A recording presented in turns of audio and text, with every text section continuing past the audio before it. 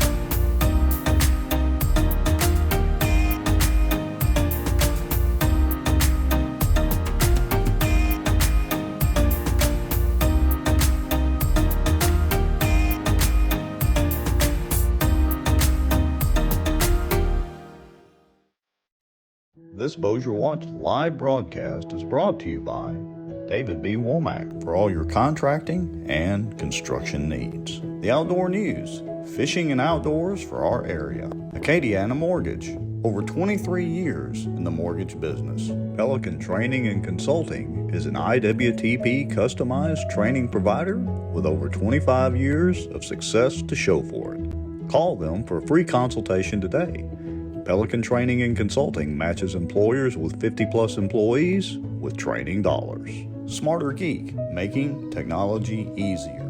And the many supporters, donations, and folks sharing information and watching out for Bossier. Now, grab your popcorn and a drink. Here we go. Hello there, Dennis Bamburg, Jr. Cue up the elected official, huh? Exactly. Welcome to the hot seat and the land of the crazies.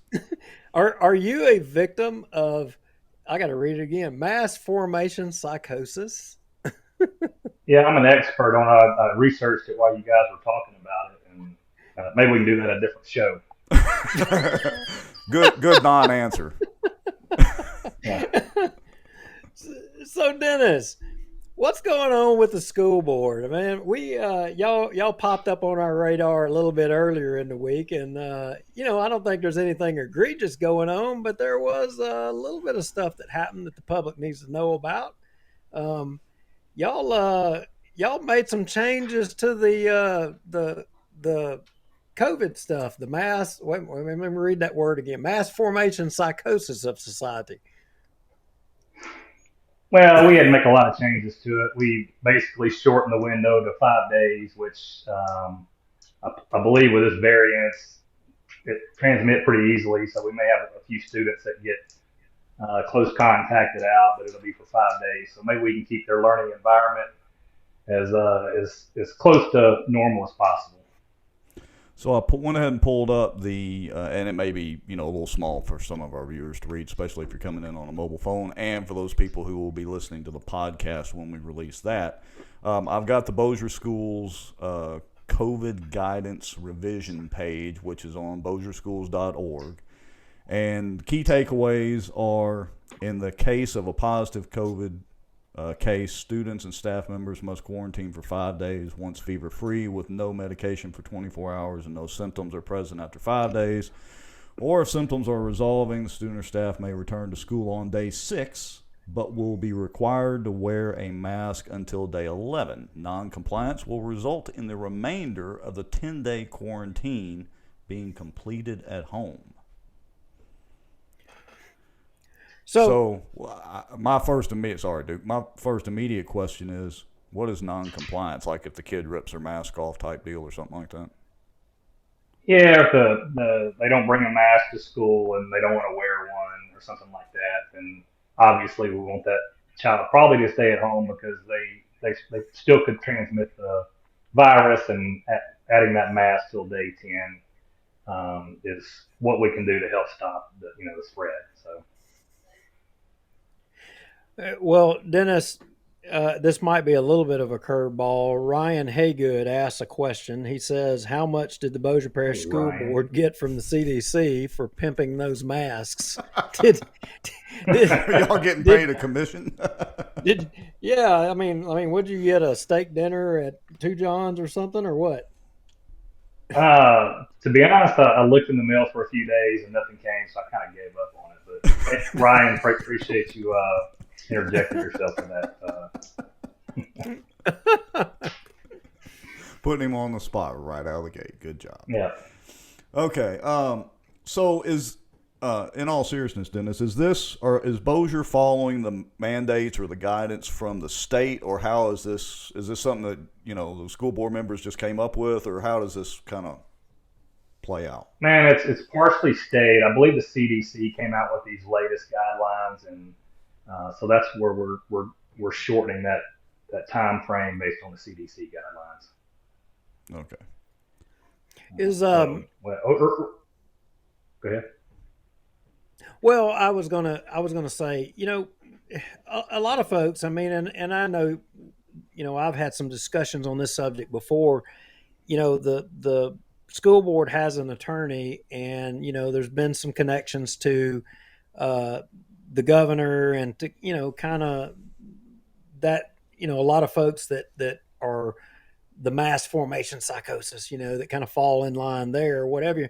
I mean, the school board themselves, don't y'all kind of find yourself between a rock and a hard place a little bit, with you get advice from an attorney on whether to follow this or follow that. I mean, as a board member, I mean, I feel like maybe you want to be a little bit more aggressive, but you find yourself in the position that you can't. Is that accurate or inaccurate? Well, we found ourselves in a pretty bad spot because we have the parents that think it should be their decision to whether to mask their child before they come to school or not.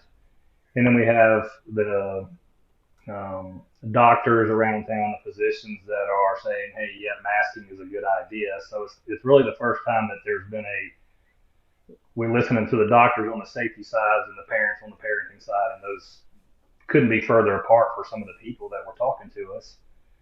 So we did the best we could. Our attorney's job is always to protect us, and he tells us that often. He goes, you may not like what I'm telling you, but I'm telling you what protects the taxpayer dollars and what keeps you out of courts and different things like that. So he does his job, and he does it well. And some people thought that was a little too much, but I believe he was coming from a stance of, let me overprotect you to keep you out of the court system in case you try to do something that is different than what the CDC or the LDH tries to put up on us.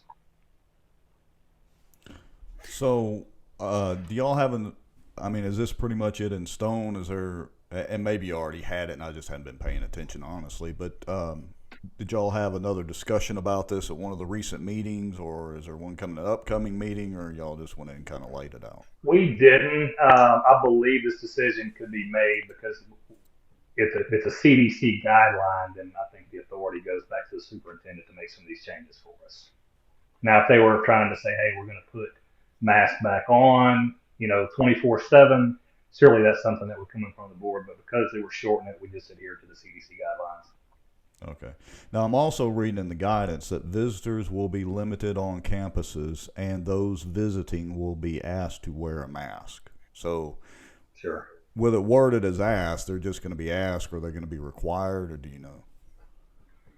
I would think they're probably going to be asked and maybe Right. required because, I mean, let's face it, we're going to try to keep our students as safe as possible. Yeah. So, I mean, Adding anything into that equation. What's that? Like the principal or the vice principal is going to come up and ask, or like the SRO is going to come up and sternly ask. Maybe the SRO sternly ask. I don't know how we're going to handle that. Probably each school a little differently. Okay. But you're bringing out an outside person into the campus, and if that's a risk exposure that you don't have to take, then maybe we don't take that. We're trying to do the best we can with our kids, and right. Maybe we ask our visitors to wear a mask. Yeah, not trying to put you on the spot too much, but we will get asked the question. No, you're fine. What do they mean when they're going to ask us to do it? That's the kind of question we'll get. Well, yeah. I mean, people will say, okay, look, you guys didn't ask the tough questions or what have you.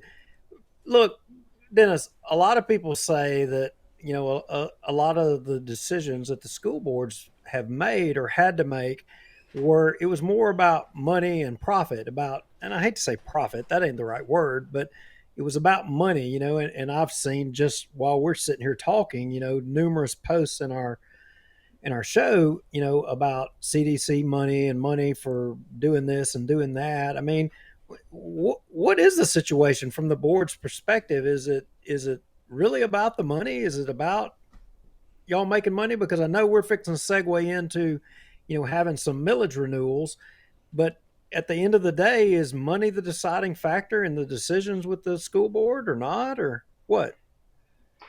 Absolutely not. As far as I know, I've never been told that, hey, if you don't adhere to this 100%, we're going to hold funding back from the state or from the federal government or, anything like that. So it wasn't an ability to try to capitalize money by wearing masks. That was never the case. I think the only thing is some of the points that the board members made was, hey, can we be sued because we are not requiring masks? And that had some of the board members to say, hey, let's do this so we don't get sued and have to pay out money in a legal fight. But it was never about we make money because we adhere to this policy set together by LDH or LDOE or anything like that. So as far as I know, we were never told that they're going to withhold any money from us based on our decisions. Well, let me expand on that and go down that rabbit hole for a second. So when the other board members or the parish attorney discuss getting sued, are they more worried about getting sued by the federal government? Are they worried about getting sued by parents, or just in general? Probably in general, but I mean, if you think about it, if you do something against the CDC or LDH and they give you some guidelines to adhere to, you put some exposure out there. If a child were to come to school and God forbid something happened to that child, even up to death, then I'm sure we would be named in a lawsuit. And sometimes it doesn't matter if you're right or wrong or what your thought processes were around it. They said, hey, you were given a clear guideline by all these departments, and why did you go against them? You could be held liable in a situation like that. So sometimes you listen to your attorneys and he breaks it down that way, and you're like, is that really worth the risk of taking that? So that's some of the conversations that we were having. Well, I think it's a positive thing so far that, the masking is going to be encouraged and not necessarily, at least at this point, required. So I think that that's a step in the right direction. Right. One other question.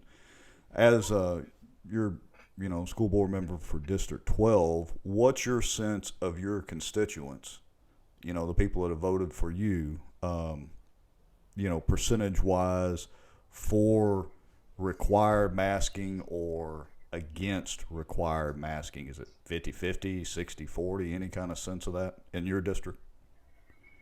I would say it was a little heavier to let it be the parent's decision on the child. But there was surely a group of parents that said, you know what, we want to be as safe as we can. We want everybody to wear a mask. We don't want non-mask wearing to become an issue. So my child has a problem, and they all both came from their heart on trying to protect their children, but they just saw this particular deal in very different lenses. Okay, and I want to let everybody know I am watching the comments roll by very quickly, so we'll start addressing some of these in a minute. But all right, go ahead, Duke. I've been hogging the mic for a minute, so sorry. Well, they tons of comments, and so originally what we called you about getting you to come on, it wasn't as much about the COVID guidelines or what have you, but it was more about the renewals, because as you know, we kind of fought, and I would argue you, the school board, the school, and I say we. Wait, I mean, Nick, real quick. You say you're talking about the what? What was the key word there? The renewal. Renewal. Okay. Renewal. So Okay. I will say, and for those that are comment a lot in the comment section or what have you, I mean, I'll give you credit. You came on here knowing that, you're coming on to go at it with two guys that opposed you in the past. And, but the school system and the school board, Bossier Parish school system, you've got some renewals coming forward, and we need to make sure kind of everybody understands about those. And I'm sure you probably can elaborate a little bit about I think it's 10 mills, and 26.5 mills for a total of 46.5 mills worth of renewals coming up. Tell us a little bit about that. Well, these millages mostly fund our current teachers' salaries and benefits, and one of the 10 mills is for maintenance and operations of our schools. This is such an important issue that, I mean, basically you can ask your children, hey, do you like your teacher? Because if they say yes, they want you to vote for this proposal, because this would mean mass layoffs, different things like that would happen, and because we wouldn't be able to pay the amount of teachers that we have now. So this goes to pay our current teaching staff, our employees, their salaries and benefits, and then also to help us to maintain our schools. So to be clear, this isn't a repeat of a couple of years ago, which was, by my math, a 40% increase. This is to maintain, for lack of a better term, a status quo. Truly a renewal of the existing millages, correct? Absolutely status quo. If you like the school system in Bossier, and I believe I've heard the sheriff say that there's two reasons people move to Bossier, and that's because of the safety and because of the schools. And if you like the school system the way it is now, it's a must vote for coming up in April. An interesting thing you mentioned, the sheriff. I'd like to remind everybody that it's actually the sheriff that collects the taxes. He is the tax collector. It's not the tax assessor's office. He's the one that basically values the property and assesses the taxes, but the sheriff's the one that comes and collects them. Whoa. You mean we can't blame Bobby Evanston? Full disclosure, I've been fishing with Bobby, so I'm trying to give him a little credit where credit's due. He does take a lot of the heat. All right, so well, go ahead, Duke, and then I'll fire. Well, I just wanted to reemphasize the point that this is a renewal to operate under what you're already operating under. And, a lot of times people get confused because the wording isn't as clear as it all. I mean, these things are word salad a lot of times. I mean, some lawyer writes this crap up, and Rex, for example, you and I were reading this thing in the beginning, and it's broke up into three parts, and the very first sentence says the renewal for item number 1, but you got to look close. It doesn't say renewal on item 2, and it doesn't say renewal on item 3. So is one to infer that, the first one's a renewal, then the next two are new.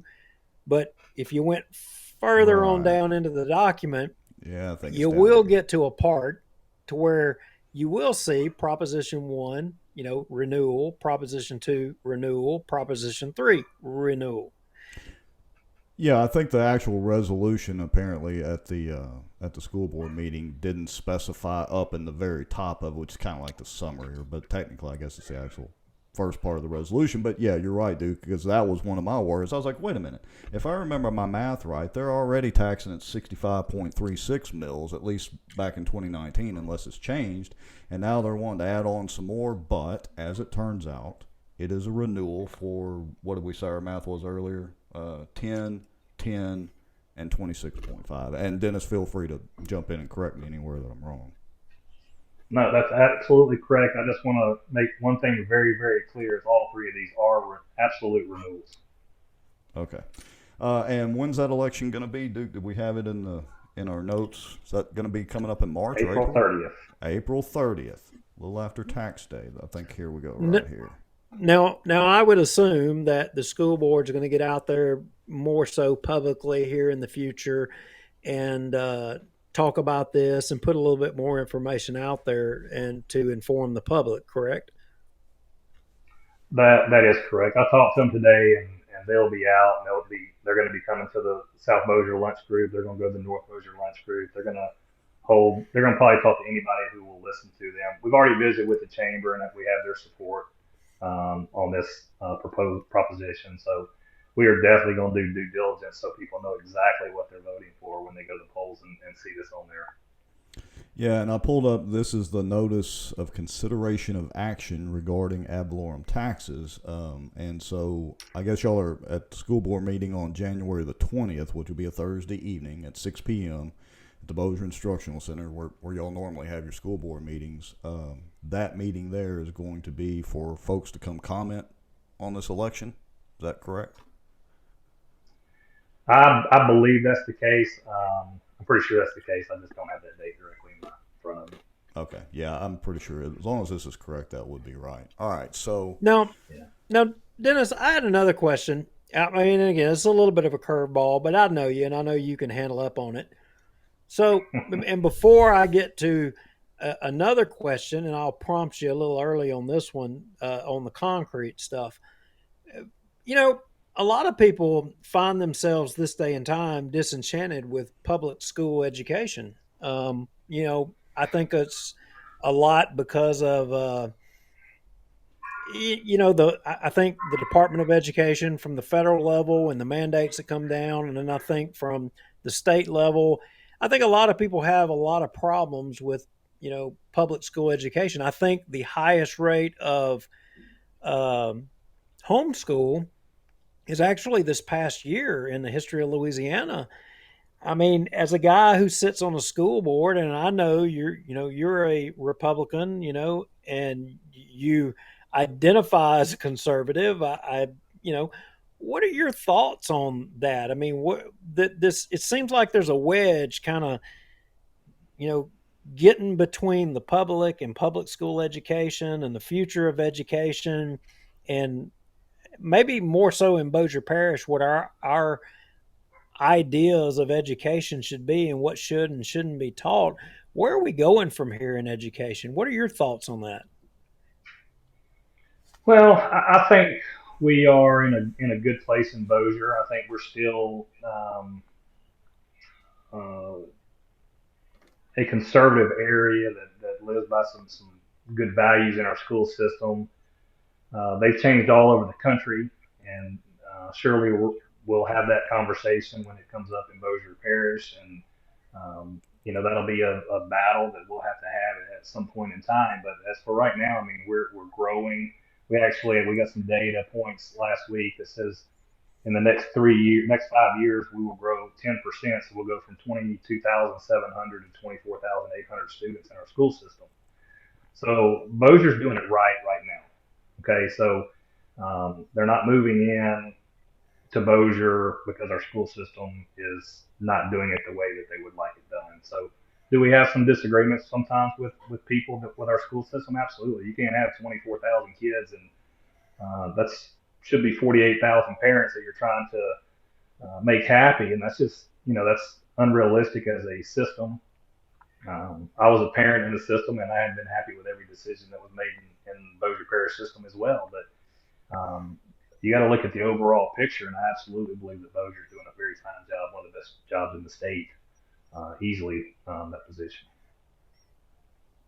So speaking of, happy parents and disgruntled parents and all of them in between. What is the best way for somebody? You're over District 12, so if somebody's in your district, or I guess maybe if they just want to know some information in general and want to reach out to you, what's the best way for somebody to reach out to you? Well, you can go to the Bossier School's website. It has every school board member. It shows their district. It shows their cell phone number, their email address. So, I mean, you can start a conversation that way. And I know many of my colleagues that have many conversations with people in their constituents, as do I, about the different issues that are going on at the time. And a lot of times when you can talk to them, you can tell them the position with masking. That was one thing. We had a lot of long conversations with constituents, and a lot of times after you told them the position we were in, they would understand. They may not agree with you, but they'd understand what some of the decisions that were being made through the system were about. Good. All right. Duke, you got any more curveball questions? Well, one more curveball. All right. Here we go. So as you know, we are like the anonymous people, and we get all these anonymous emails about stuff going on in the parish and different governmental entities and all this stuff. So we got this email, I guess it was about a week ago, and somebody wrote to us and said, y'all need to look into a problem pertaining to a school board project. And I think it was in the Halton area, maybe. And it talked about a problem with concrete. Has y'all had any problems with a project, a construction project, and had a problem with concrete, or what is the lowdown on that, or do you know anything? Yeah, recently we had a project that was going on in the Halton area, and they poured some concrete, and the concrete, while it was tested, while it was wet, it did not pass the test that needed to pass to move forward with the construction project. They gave that project 28 days or 30 days to cure, whatever that is for concrete, and it passed the test when it was fully cured. So it did set us back about 30 days waiting on the results of the fully cured concrete, because we didn't want to move forward, so we kind of held them off the project for 30 days where they wouldn't, if for some reason it did not pass the last test, we wouldn't have to undo things that they had on top of the concrete. But that's about the extent of my knowledge about concrete in the school system right now. The police jury jumped up and had a project and said that, there kind of wasn't no projects and there was a lot of rumors. And as it would turn out, there actually was a problem with concrete on a project here in Bossier Parish over Black Bayou. And it was a problem with fly ash and the mixture that they had. Do you got any knowledge as to whether or not, that was an issue with y'all's project?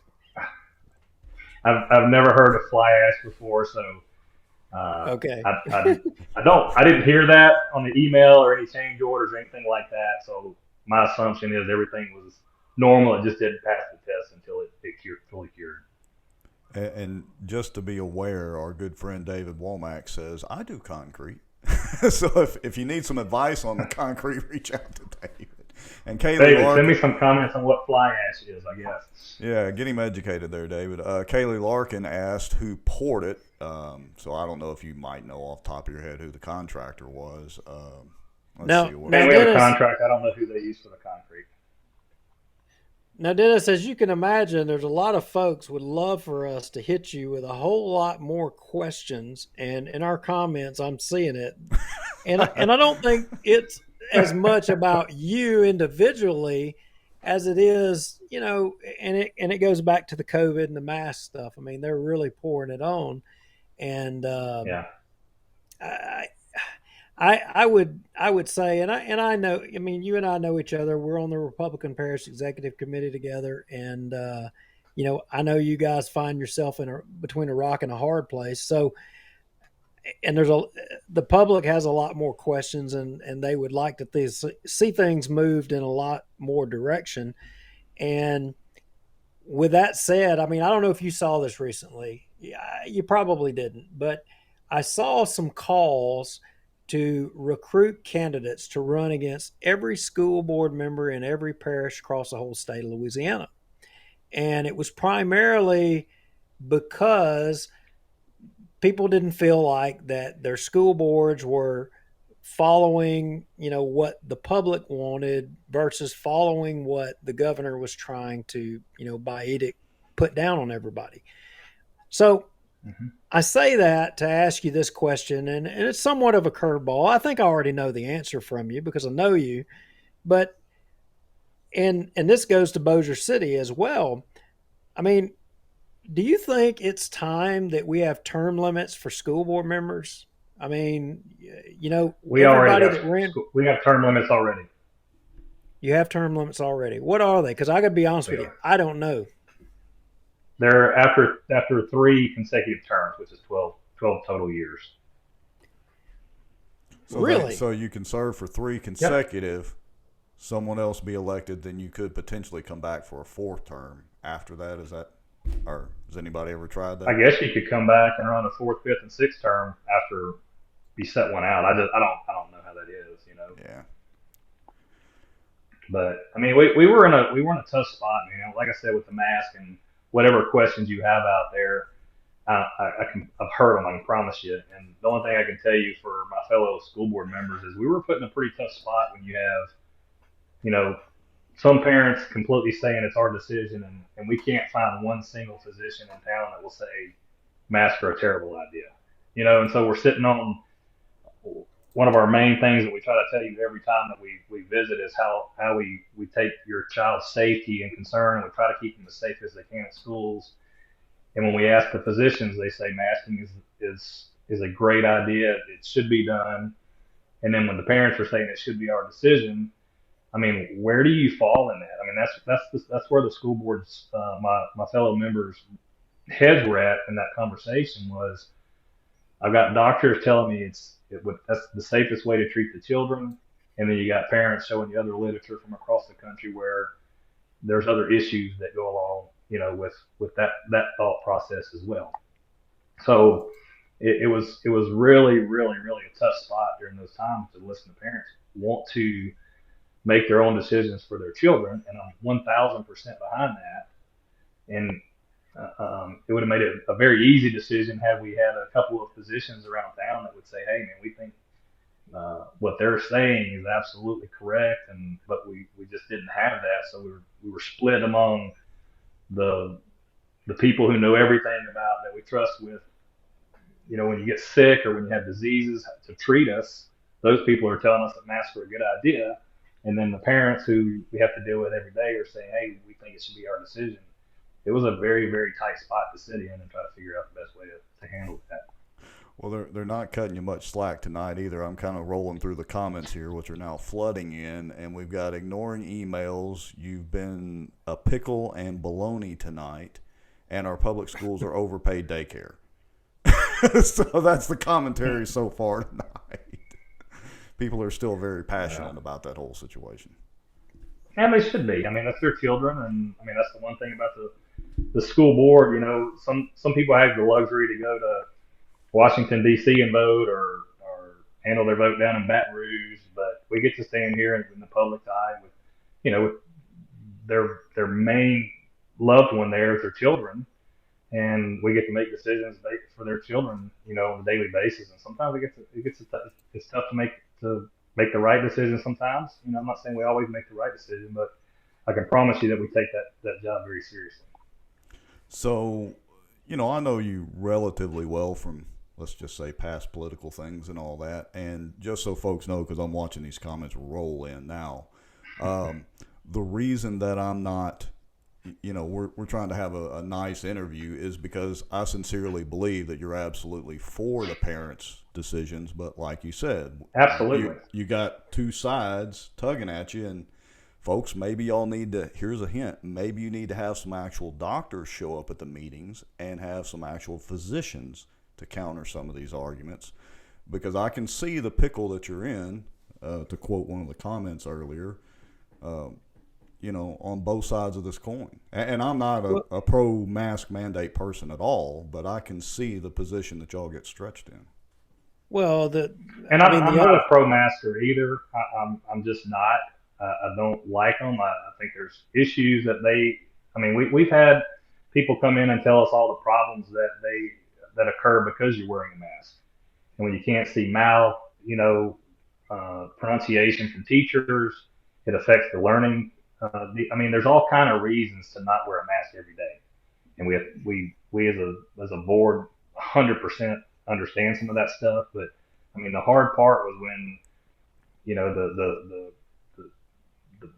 people we trust with our lives in their hands, and they're telling us that, hey, you really should wear a mask. It wasn't about what the governor was telling us. It wasn't about what the CDC was telling us. It was about what some of our local physicians were telling us, and that made it a really tough spot. So what we did is as soon as they would relinquish some of the issues, we gave the authority to the superintendent to just make that immediate. And we put a back to school start that I thought was very effective. And then they came up with a mandate, and so we did go out and say, hey, as soon as the mandate's over, we go back to what we started the school year with. So I think we were proactive, trying to get it back to normal as fast as we can, but we wanted to maximize the ability for these children to learn in an in-school setting. Gotcha. All right. Well, I'm going to start addressing some of the comments here for a second, so go fire away, Duke. Well, I am going to get you to send me that term limits thing, because I have looked for that and I have not seen it. I'm not saying it's not correct. I'm not at all saying that. I just haven't found it. But and that was something that was shot put in place us probably 7 years ago. 7 years ago. Okay, so that's not. Mm-hmm. It's it been started a with recent. my group. Yeah, because I was fixing to say, I think some of the existing board members have probably been. They're pushing the limits, right? Well, what they did is when they put term limits on, they allowed them to start as a new board member and gave them 3 terms from that point forward. So everybody, when I came in, the year that I was elected to that position, every person started their time clock at 12 years starting that point. Gotcha. Good deal. Yeah, and like Rex said, man, that wasn't when we originally talked. We didn't intend on this show blowing up about COVID, and but the comments are like really, it's pretty amazing. I would commend you, because you've known this has been a hot topic, and I would say that Sure. My opinion is you've been on the right side of the issue. You're one vote amongst, how many of you guys got up there? 7? 12. Yeah, see my math. I went to Halton. It come down to what the limit was. But, you're one vote out of all of those, and I know y'all have had there's been a little bit of a group of you guys that have fought for some things. Everybody watching the show should know, I guess you could say there's people on the right side of things and people on the wrong side of the thing fighting on the inside. And my take has been that, Dennis, you've been one of those guys fighting to steer things in the right direction.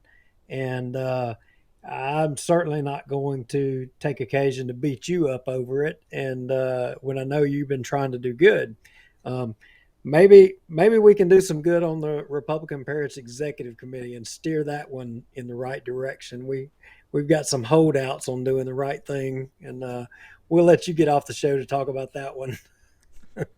Yeah, don't include me on that one.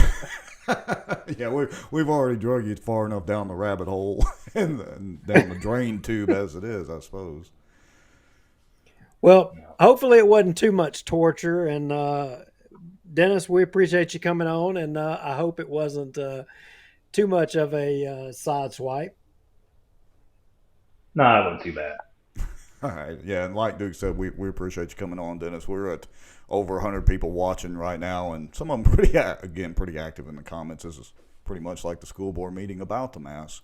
But we appreciate you coming on and taking a couple of, little curveball questions. And well, I'll finish by this saying our prayers that we don't have to deal with COVID anymore. So that's kind of what we're hanging our hat on from here on out, is that we don't have to get in the middle of making a decision like that again, that this COVID will be gone for good, and hopefully we can just go and educate kids what we're good at doing. Amen, brother. Introduce your cohorts on the school board to mass formation psychosis. I think I'll put that on the next agenda. There you go. We'll talk in German and we'll try to figure this thing out. There you go. All right.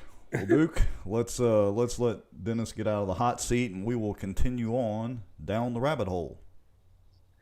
Down the rabbit hole we go. All right. Good Thanks night, a lot, Dennis. Dennis. You too. Good grief, I've lost count of how many years I've known him, and I've always known him to be on the right side of things. He's a God-fearing Christian man. If you die tomorrow, and if anybody says that you're a God-fearing Christian man, that's a good thing, right. Jensen? But thank you for the kind words, Duke. Jensen has always been on the right side of things. I've worked with Jensen down at the Republican Party, and he's always been on the right side of things. He's been involved with a lot of movers and shakers in the political world, and influencing things. And now he's in a different role, and he is with Louisiana Right to Life, right, Jensen? Yes, I've been blessed to take the interim North Louisiana directorship. There was an opening. They had actually broached me a few years ago, and that didn't happen. But I was glad to step in and serve this critical time. Well, we're glad to have you on the show this evening, Duke. If you don't mind, and Jensen, we've got a couple of quick, about a minute of video from that I pulled from the Right to Life page, and we'll. Well, Rex, hold up a second. Okay. Before we go there, let's take a walk down memory lane here, and I'm also going to tug at Jensen's heartstrings a little bit. Uh-oh, here we go. Because it sort of tugs at mine, and it's something that bossierwatch, something that we did early on. But Jensen, Rex, you don't know this, but Jensen was very tied into the Luke Letlow campaign and with Luke. Oh, really? No, I didn't know that. I'm glad you mentioned that. And Jensen, I don't know if you realize it, but about a week before Luke passed, Luke did an interview with us on, our show, kind of when we were just first getting started. Wow. Yeah. And so, I know that was hard for you to move on from the Letlows to doing what you're doing, but I'm interested to hear some comments from you about Luke and there in the end. I recruited Luke in the dorm room at Louisiana Tech in the Louisiana Tech College Republican Club, so I've known him for a number of years. It was you never imagine what happened. It was bizarre, surreal, but we did the right thing in getting his widow Julia Letlow elected, and grateful to have been to have done that and been able to do that in the first round, but had made the decision the night of his funeral that I would not be staying in a role working for Congress. Luke had recruited me to come work for Congressman Abraham. So it was the end of 2020 and the beginning of 2021 is a time period I'll never forget. And Luke actually, in one of his last acts, he was the Richland Parish chairman for the Love Life Amendment that passed in 2020. So he was faithfully serving right to life issues, and he was faithfully, it's just, I don't know what else to say, but he was in the fight right up to the end. He's in heaven watching down on us today, and we've just got to continue to fight and to lead where we can. He used to say, "Win the day," and that is something that I will never forget. Every day we got to just get up and figure out how we're going to win the day. Yeah, and Saturday we have a great opportunity. Yeah, and I hate to say it, but out of that tragedy, his wife Julia is now a congresswoman, and she seems to be leading the fight where Luke, left off, so to speak, and so that's a good thing as well. Julia's great. All right.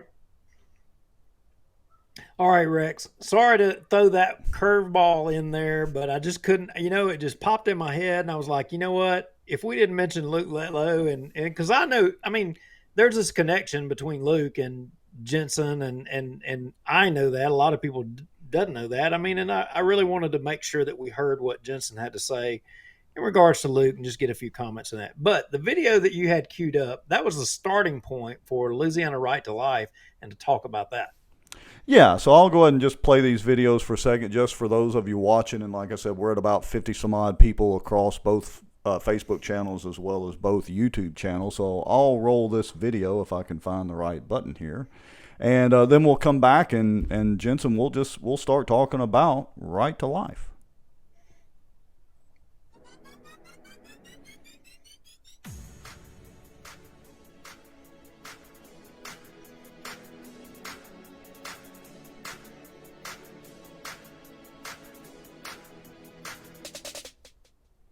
And let's roll out. We believe in a future of hope, a future where every life is welcomed with love and protected by law. A future where the needs of mothers are met and adoption is celebrated. A future where persons with disabilities and our elders are respected and valued. A future where the rights of all, even the smallest among us, are paramount.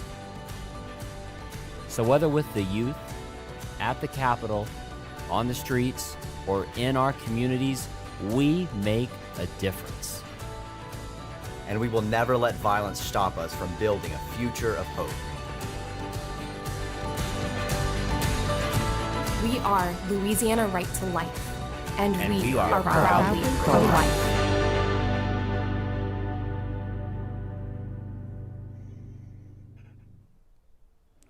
From a production and video standpoint, nice video, by the way. Thank you. We have a great team that does that, and actually one of the people that was featured in that, it's in that video, Alex Sagers, is going to be with us in Shreveport Bossier, which I'm really grateful that our director of education will be up here on Saturday. Cool. So Jensen, the reason we asked you to come on was because this weekend we've got, the Louisiana Right to Life's got a big event coming up. And, I think it's hard to believe, but I think maybe that there's people that don't know what's going on, and maybe people don't know, maybe even they don't know a lot about the movement. They don't know a lot about the march, what it stands for, and we thought, you know what? Hey, what a great opportunity to get somebody on to talk about the subject, and let's promote it a little bit. So, what's happening Saturday? So Saturday, we have five. We actually have 3 marches going on Saturday. Grateful for the one here in Bossier and Shreveport, that we're going to march from the grassy area next to the boardwalk for life across the Texas Street Bridge and over to First United Methodist Church to Shreveport. We'll have a short program in Bossier, and then we will have a good solid program in Shreveport. And we are standing up for life, standing up for the unborn, and looking forward to a post-Roe Louisiana, truthfully. And we are just thrilled to be doing it here. We're also the same day we have one going on in Baton Rouge and one in Lake Charles, and then Sunday we do one in West Monroe area, and then on 2 weeks later we do one down in Rapides Parish. So it's finding our supporters statewide. It's a great time to be energized with other fellow pro-life folks, and we're honored to be able to do this. The DC march is happening on Friday. Congresswoman Letlow, who you just talked about, is actually going to be one of the featured speakers up in DC this year for that march.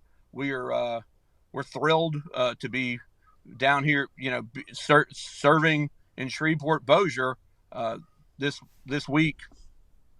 Well, I've got a question. So, full disclosure, of course, I support, the Right to Life movement 100%, but I've never gone down and done one of the marches. Shame on me. But I've never gone down and done one of the marches. But let me ask you this. So, kind of what's the goal of these marches? I mean, what is the purpose of them? Why do a march? What does that accomplish? Specifically here in Shreveport and Bossier. One of the things it allows folks who may not know their friends are pro-life, they may not, they have an opportunity to actually engage. We will have ministry tables when we get over to Shreveport with several of the local pregnancy clinics, some of the local other pro-life organizations. But it's a way to just show your support for life. There's not very many. This is the largest gathering of pro-life people in Northwest Louisiana, and it's also great when we have to go ask legislators or members of Congress for support for pro-life legislation. They know we're having these rallies back in their home areas, and it really, having a great many people show up helps us deliver that message every year when Louisiana legislature comes back into session and we need to pass pro-life legislation. Yeah, well, that's a great segue, and folks, y'all have heard us talk about this many times on the show. Even with city council meetings, police jury meetings, anything like that, we always try to encourage everybody, look, butts in seats matter. Numbers matter. And so you brought up a good point there that honestly I didn't even think about, that when y'all go to introduce legislation and try to convince these legislators and that sort of thing, that being able to have a show of force and video or pictures of a lot of people in support of this, that's the perfect reason to do those. So honestly, I hadn't even thought about that when I asked the question. Yeah, and truthfully, so far we still get some pretty bipartisan support on a lot of things we do. I'm not going to say I don't know what the future holds, but we are grateful at Louisiana Right to Life to be able to work with people that may be all over the spectrum on a lot of other issues, but at the core they understand that a child is a child, and that child needs to be protected. And so you mentioned also, marching at D.C. or whatever as well. So apparently I think I've heard that we have kind of an important case somewhere up there around the Supreme Court here recently, don't we? We do, and it came the case out of the Dobbs case out of Mississippi. We actually in Louisiana have if Dobbs is ruled correctly, our law will change to Mississippi's, or if the Supreme Court goes ahead and rightfully overturns Roe v. Wade, obviously we already have trigger laws in Louisiana. Part of that is because we've had good legislators that have in the past who have passed legislation so that we are ready for a post-Roe Louisiana, and we are also, that we were also thrilled that we are ready. We're looking forward to what we believe is going to be a win of some sort. We don't know how the Supreme Court's going to rule. You need to continue to pray for our Supreme Court. And we expect that ruling around June. We don't know exactly when that ruling will come. It could be May, it could be a few days here or there, but we're looking forward to it based on what we heard out of the Dobbs case. And truthfully, what we saw the Supreme Court do with a Texas case with a case out of Texas, we were also encouraged by that by their actions as well there. Yeah, and Duke, I don't want to hog the mic, so just chime in at any time. But it's kind of interesting. I hadn't researched the current case very closely, but I always try to relate things to the Second Amendment. And one of the problems we've had in the past with court cases with the Second Amendment is sometimes people file lawsuits and they don't strategize real well. Then you have groups like in the Second Amendment case, the Second Amendment Foundation, and their whole reason for being pretty much is to structure lawsuits correctly and time them correctly with the correct people to get the rulings that we need to have to reverse some of these issues. It seems to me that this case that's currently in front of SCOTUS has kind of followed that same vein. We've had some cases before that potentially could have overturned Roe v. Wade, but they didn't, and maybe the timing is right and the case is right this time to, I don't know, when was Roe v. Wade? 74, was it? 73. But 73. Okay. We feel good. I mean, we haven't felt this good, about this case is one we feel really exceptionally well about where it's going. Right. And truthfully, the Supreme Court, I mean, in there, if you listen to their the questions they ask, we feel really good. Yeah. All right, Duke.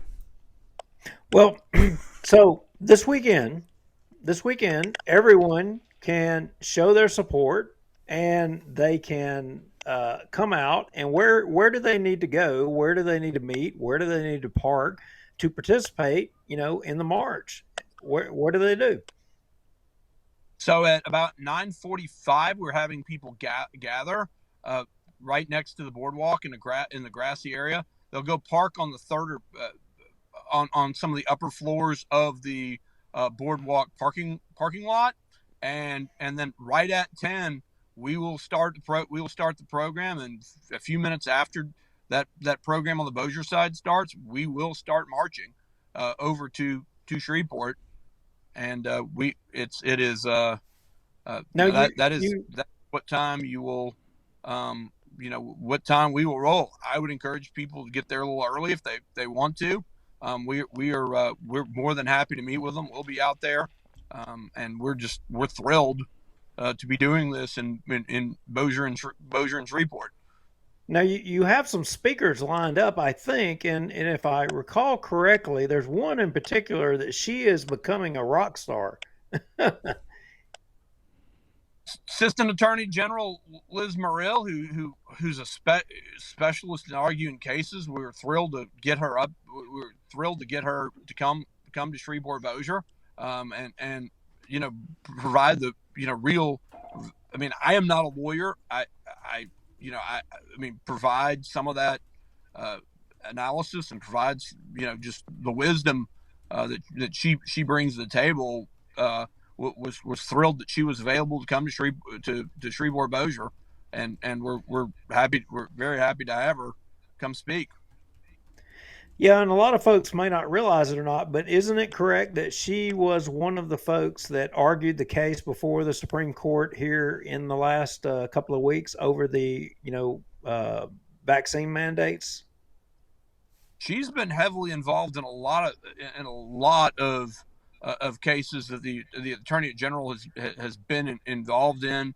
She is I believe she is the go-to for the Attorney General in a lot of federal cases, and I'm not 100% sure, but I'm very close to the fact that you're right on that, Duke, just because I didn't unfortunately, I've been busy going back and forth between Shreveport Bossier and our march in Monroe, West Monroe.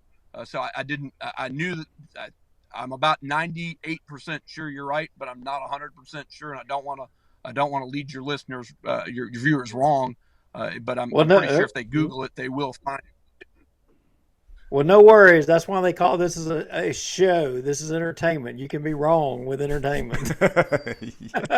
And occasionally we have to correct ourselves. You've known me for years, Duke. If I don't 100% know an answer, I will tell you, Duke, I don't 100% know an answer. I'm only like 95% sure you're correct, but I'm about 95 to 99% sure you're correct on this one.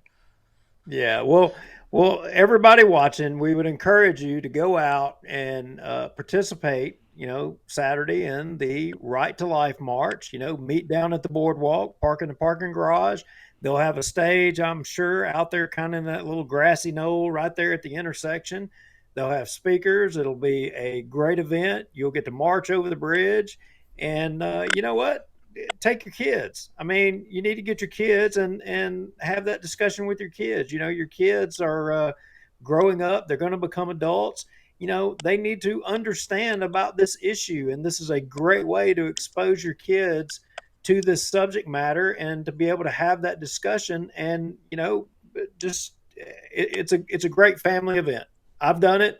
In fact, the last time I done it, AG Landry, ironically, was there, but it was cold that day we did it. My goodness, it was freezing cold. I didn't want to walk across that bridge because I didn't have enough clothes on. But I don't know. I would We'll see how it turns out Saturday. It could be a little cool Saturday.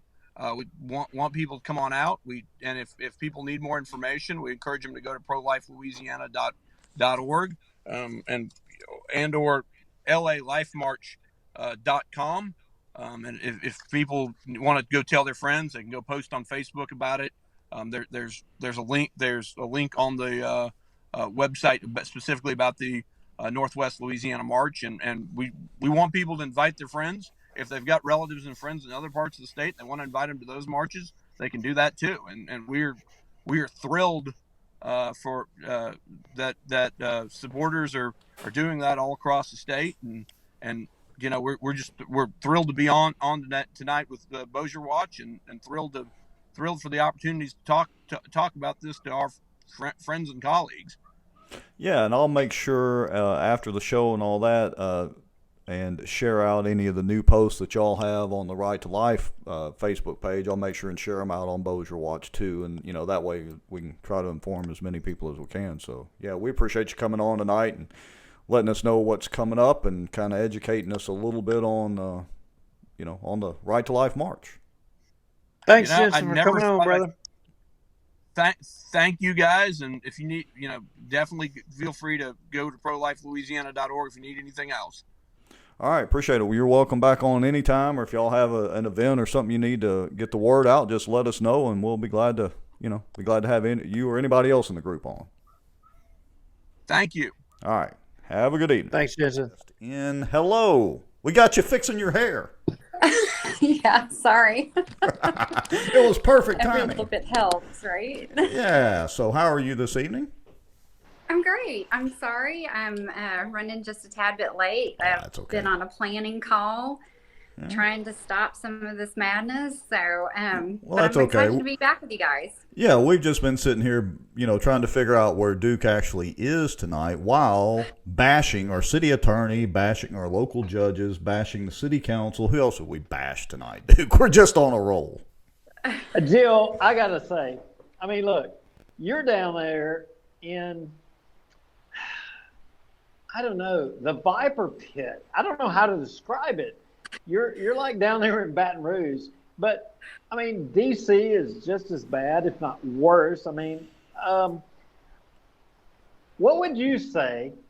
So what would you say to a person like me who feels like, okay, we've lost the judiciary, we've lost the legislative, we've lost the executive. If I'm one of those people that feel like all is lost, and where do we go from here? I mean, are you going to give me good news tonight? Or are you going to tell me, you know what? Because I'm in a bad place. I'm one of those people that thinks that, you know what? I don't know what's up or down. I totally get that, Duke. I really do. I wish I had an easy answer for you. Yeah, that's not an easy one to answer anyway. I mean, it's like same song, second verse, could get better, gonna get worse. Guys, it is. I know it is, and I'm sorry, Jill. I mean, look, people say, that maybe we sideswipe people, and I just sideswiped you. But the reality is, that's where we're at. The nondescript location that I'm at, they've got a governor that actually has a spine, unlike the majority of elected officials in our state and across the country, who stood up and said, hey, you know what? Let's be done with this fairy tale. Yep. Because that's what it is. It's a fairy tale. And I'm sorry, the majority of our elected school board people across the state in Louisiana are elected officials at the state government, the Department of Health.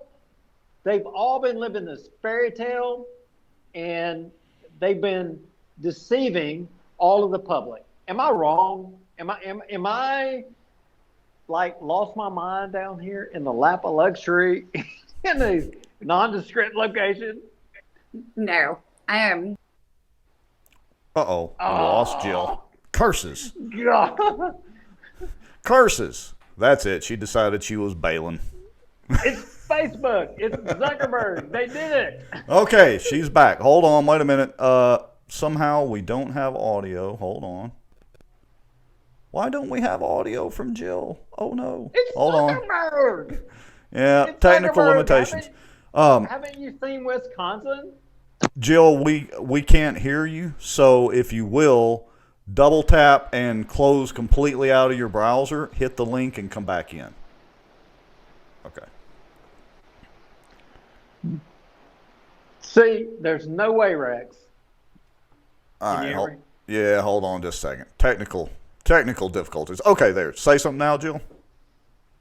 Am I back? Aha, we got you. We have audio. Okay. Okay. I don't know what I did. That's okay. You're back, and that's the main thing. It was Zuckerberg. There's no other thing. Go ahead. Look, I'm on his list. Mm-hmm. I'm on his list. I was in jail. I was in his jail last month. So I don't doubt that he's involved in the gremlins that are going on tonight. But Duke, to answer your question, what can we do? And this was a similar response to the success that the Bayou Mama Bears have just experienced, down in down in New Orleans. They fought against Mayor Cantrell, the mask mandate that she had in place for children down in New Orleans. And right after Mardi Gras, right when Mayor Cantrell and the school board president, the New Orleans City School Board president, were caught that last weekend before Mardi Gras, partying at the Mardi Gras ball, the mayor's ball, maskless, while all the kids were still in school, wearing masks 7 to 8 hours a day, having to wear masks in stores. And so the day after Mardi Gras, here comes Dr. Avino, the health officer for Region 1 down in New Orleans, canceling the mask mandate the day before the day before Mayor Cantrell and the school board president were supposed to be deposed in that lawsuit. How convenient is that? So they're calling that a victory, and it is. I mean, they pressured them really hard. They got them on national news without their mask. But what do you do next? Because these tyrants are still sitting in those seats where they have the ability and the authority to continue to be tyrants. And the Bayou Mama Bears have this wonderful fundraiser, because they had 100 plaintiffs in this lawsuit. So they needed to raise some funds to sue the city of New Orleans. So they sold these fantastic signs about, a Bayou Mama Bear lives here. You're not coming after my cub, that kind of thing.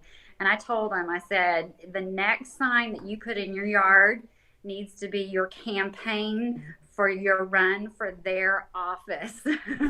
You cannot sit on your laurels and just glory in this victory. You have to move on to the next step. And that's taking back control in your local area. There you go. There's the Bayou Mama Bears. Mm-hmm. So you have to take back control in your local, and it does. It starts locally. Now, Duke, wherever you are, I know where you are.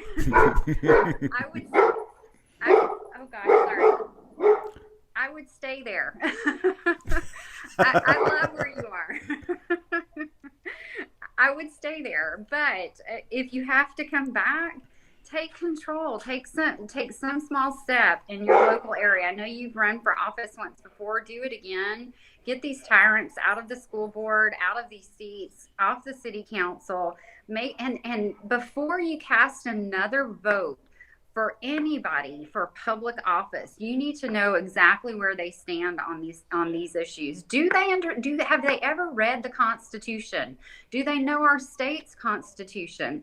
Do they know what the number one obligation for a civil servant in this state is? Like, what is Article 1, Section 1 of this state's Constitution? What does it say? And what is the origin and purpose of government? And if they don't understand their role, do not cast a vote for them. We have set the bar so low for our civil servants, it's unreal. We need to take back control, but we have to have an educated populace, and we have to have an educated candidate class that goes in and runs for office and helps right things. It has gone so terribly wrong, so very terribly wrong. Well, you bring up a good point. Now, I'm not going to call this person out live tonight, but a couple of years ago there was a judge's race up here, and the candidates came before a committee to speak, of which I was on. And so my litmus test for all candidates, whether they're local or not or national, is where do they stand on the Second Amendment. Even if they're local, I just want to hear what they have to say. And so this was in a judge's race, and I asked the two candidates, do you support open carry? One of the candidates, not open carry, I'm sorry, do you support constitutional carry? And one of the candidates, I had to explain what it meant. Yeah. And I was like, he's a super nice guy, good guy, all that kind of stuff. But I was like, nope, no way. No way I can vote for you. So you're right. It's get down to their core level of understanding of government and see where they stand on that, what their foundation is there, and then you'll find out a lot about them. Right. So anyway. Yeah. Does that help at all? Did I answer your question? Uh-oh. Mad Duke has muted himself. Did we lose Duke this time? Duke has somehow muted himself, so if he can hear me, he needs to either unmute or sign out and come back in. We're going to play musical chairs with the technology tonight. Okay. Duke, if you can hear me, nod your head. Okay. You've muted yourself, so we can't hear the wind or ocean waves or whatever that is in the background. Either try to get yourself unmuted or sign out and come back in.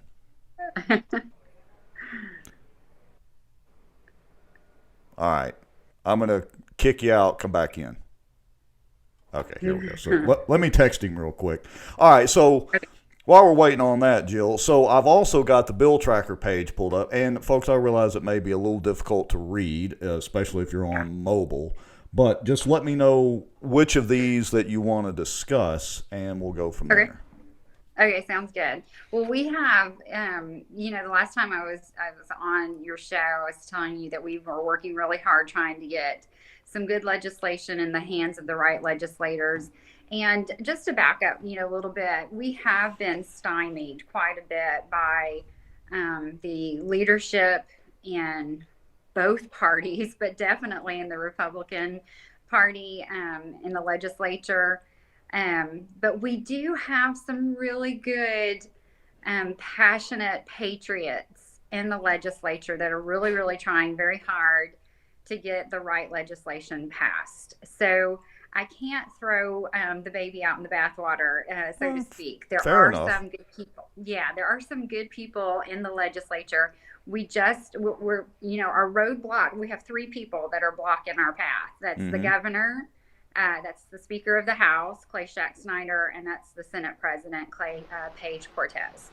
So, we can't get anything done with those three gentlemen in place. And some of the stuff that we have, that the legislators have planned, are constitutional amendments. We have several constitutional amendments that have been introduced. And the great thing about a constitutional amendment is that it goes to a vote of the people.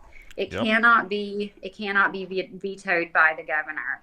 So we have several constitutional amendments that actually amend sections of Article 1. And then we have two constitutional amendments that actually are new, standalone, what I would call health freedom constitutional amendments that kind of recognize and protect an individual's right to bodily autonomy. So I'm really excited about that. Representative Freeman, Larry Freeman, introduced one of those, and then Representative Beryl Amade introduced the other one real recently. So we have two of those. We have several amendments to sections within the state's Constitution. Articles 1, Sections 3 and 12 both recognize an individual's right to human dignity in regards to their physical condition. So it protects an individual, prohibits discrimination, if you will, in regards to an individual's physical condition. So Representative Kathy Edmonston has introduced a constitutional amendment that would clarify that, if you will, and make sure that people recognize that physical condition includes your immunization, your vaccination status or your immunity status. That is part of your biology. That's your physical condition. So that's the only change that she's made to Article 1, Sections 3 and 12 is just a clarification that physical condition includes your vaccination or immunity status. And one of the reasons we felt it was important to include immunity status in there and not just vaccination status is that, we've got to look forward from where we are now. There's going to be another pandemic. They've already, the globalists, if you will, have already warned us that there's going to be another one for the next time down the road. Funny how they can predict that. I mean, granted, yes, there's always going to be some sort of virus or whatever there is out there. That's never ending and has been since the beginning of time. But I don't know. I would equate it to we've let our children throw a temper tantrum and a fit and get what they want. Therefore, they're going to try this again. Exactly. Now, Rex, I wanted to point something out. I don't know if you hear me. Do y'all hear me well? Yes, sir. We can hear you now.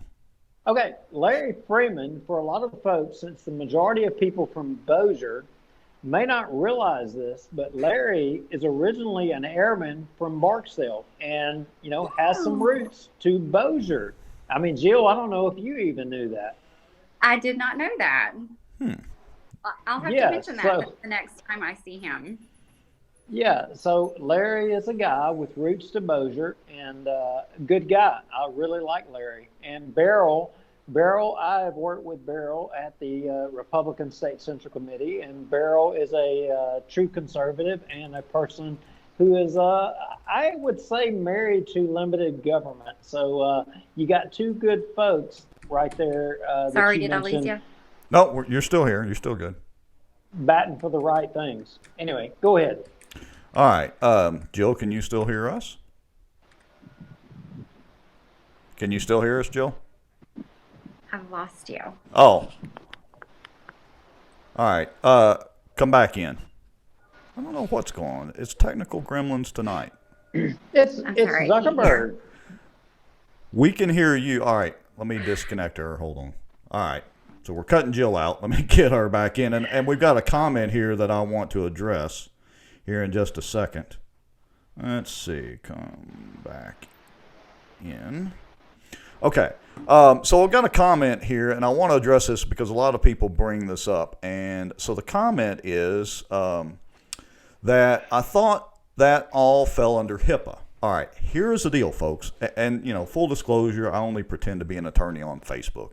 But I've done a lot of studying for HIPAA because I've helped some doctors' offices and things like that with tech stuff, okay? And most people think that HIPAA covers a whole lot more than it does. It doesn't. It only prevents healthcare workers from disclosing certain information. That's it. Let me just make it clear. Neither HIPAA nor the HITECH Act even require any kind of password scheme to be on computers. Okay, they require a password, but there's no actual security measures spelled out, no nothing. So people think HIPAA covers a lot more than it does. It really doesn't cover that much. You should actually study up on it. Now, okay. Charles has a little bit of knowledge of HIPAA and a little bit of a background in the medical field to know about HIPAA, but I would argue that we're in uncharted territory in regards to politics and what our elected officials are doing in regards to HIPAA, because I would say that they've pretty much thrown all the laws out the window, and they're pretty much, for the most part, doing what the hell they want to do without any I agree with oversight. that, yeah. And earlier in the show, I said, where are the public servants? Because the public servants are supposed to look out for the interests of the citizens, not their own self-interest. But, you know, HIPAA's a good point. Or are our public servants at the state level, Jill, you know, is the Department of Health, have they been looking out for the interests of the, you know, citizens of Louisiana? Or have they been looking out after their own self-interest? And that may be putting you in a box, and that's not my intent. But from a personal standpoint, I don't feel like they have. I feel like we've been sold out at the federal level, the state level, and even the local level. I mean, I am the most jaded guy there is, and I don't feel like that any government entity, any of them, are looking out for all of our interests as a taxpayer. Oh, I would totally agree with you on that, Duke. And you know, I shared my letter with you from back in was it December, when I asked for the resignation of the state Secretary of Health and the state health officer. They are literally working for the pharmaceutical industry at this point. They've violated their medical oaths. Any kind of human rights issues are, I mean, the malfeasance of their office is so broad. I just can't even fathom like the harm that they have done. So no, where there is Jill, any state agency that's looking out for the well-being of the individual right now. So Jill, if the medical community, let's just say this. Let me say this. The medical community or the real estate industry or the transportation industry or, I mean, the widget industry, if all of them are screwing the public, who is it that we're supposed to be able to fall back on to look out for the interest of the citizen? Isn't it the judiciary? Isn't it the judiciary? Right? Well, you know, it's interesting that you said that, because I was working with a legislator drafting some legislation, and we wanted to include penalties. You know, we wanted to include penalties because we have found that without penalties, what good is it? It's literally like useless unless there's penalties. We can't get anybody to be held accountable. So they were drafting some legislation that was applicable to both businesses and government, right? So public and private. And they wanted to include penalties for both of those sectors of society, public and non-public. And the legislative staff literally could not do that. They said, we can't impose a penalty on government. And we're like, well, but why not? I want to share a comment up here from our good friend David Womack, who is a contractor, which would be why he's mentioning this, I'm sure, only in the sense of being a contractor. But he says your local contractor that pours concrete. Now, maybe that could be a penalty. You know, like in the old days of the mafia, the concrete shoes, as they make a trip to the lake. But, of course, that would be violent to say, and we'll get Facebook banned, so we have to be careful here. Well, Rex, I only mean that figuratively. Look, I'm just wondering, to the 81 million people who bought into the bull crap, I'm just wondering, when do you think it's going to come home to your front doorstep? I'm just wondering. Yeah. Because, you know, all of this crap, the rule of law is dead. We have a failed judiciary, we have a failed legislative branch, and we have a failed executive branch. I mean, where do we go from here? This is what the quote-unquote 81 million people wanted. I'm just wondering, where do we go from here? I mean, this is what you all supposedly that are out there, this is what you all wanted. Where do we go from here? And Jill, I mean, I know that is like way broad, but I'm sorry, it equates to the Louisiana legislature because, and the governor and to the Department of Health, because they all facilitated where we are today. I mean, COVID, the Department of Health, John Bell Edwards, Ukraine, this is all interconnected. It's not all separated and apart. This is all a wider thing, and y'all can all call me conspiracy theorist on an island somewhere in a latitude that's warmer than where you are. Tinfoil hat. You can call me whatever the hell you want to call me. I could care less. But reality is history is going to prove me to be right. It's going to prove Jill to be right, that we were on the right side of things. I'm just wondering, where are you 81 million people at? I mean, well, I would say your position. We just need to start with the 50,000 people around Bossier City, and I don't know what the population of Louisiana is, but the few million people in Louisiana, let's start there. Because, look, we got a bunch of politicians, and Jill, you were being nice to most of them earlier, but we've got a bunch of politicians. What about all our Republican conservatives that were going to stop John Bell Edwards and override his veto? Where the hell are they? Oh, good grief. What is a conservative? Jill, can you tell us what a conservative is? What a conservative is? Well, I can tell you they would have voted in the veto session. They would not have called off the veto session. They would have not walked away and then taken a governor's appointment outside of the veto session. I mean, we literally have some people running this state that have, like you said, Rex, no backbone, but they also have no morals. Yeah. So, like, to walk away from the opportunity that we had during that veto session, and this is my hope going into this next legislative session, because, like I said, we have 3 stumbling blocks. We have the governor, the speaker, and the Senate president. And we know, we have, just from our standpoint, we have 37 bills that we're tracking that relate back to health freedom. And I anticipate the governor to veto all of them. Like, I don't see him signing any of this into law. It's going to require a veto session, and it's going to require a backbone. I think it's actually going to require a new speaker and a new Senate president for Jill, a successful veto session this go round. Jill, I am so sorry for being rude and interrupting you, but no, it's okay. I have no faith that we have a legislature with any backbone. I have no faith in that. Yeah. Well, we know. Yeah. Well, we know, first of all, we know that some of these Republicans are definitely not conservative, and whether or not they're Republicans is in question as well. So we know we have at least 23 that we have. I guess we could count that we have 26 stumbling blocks, not just 3. We have 26.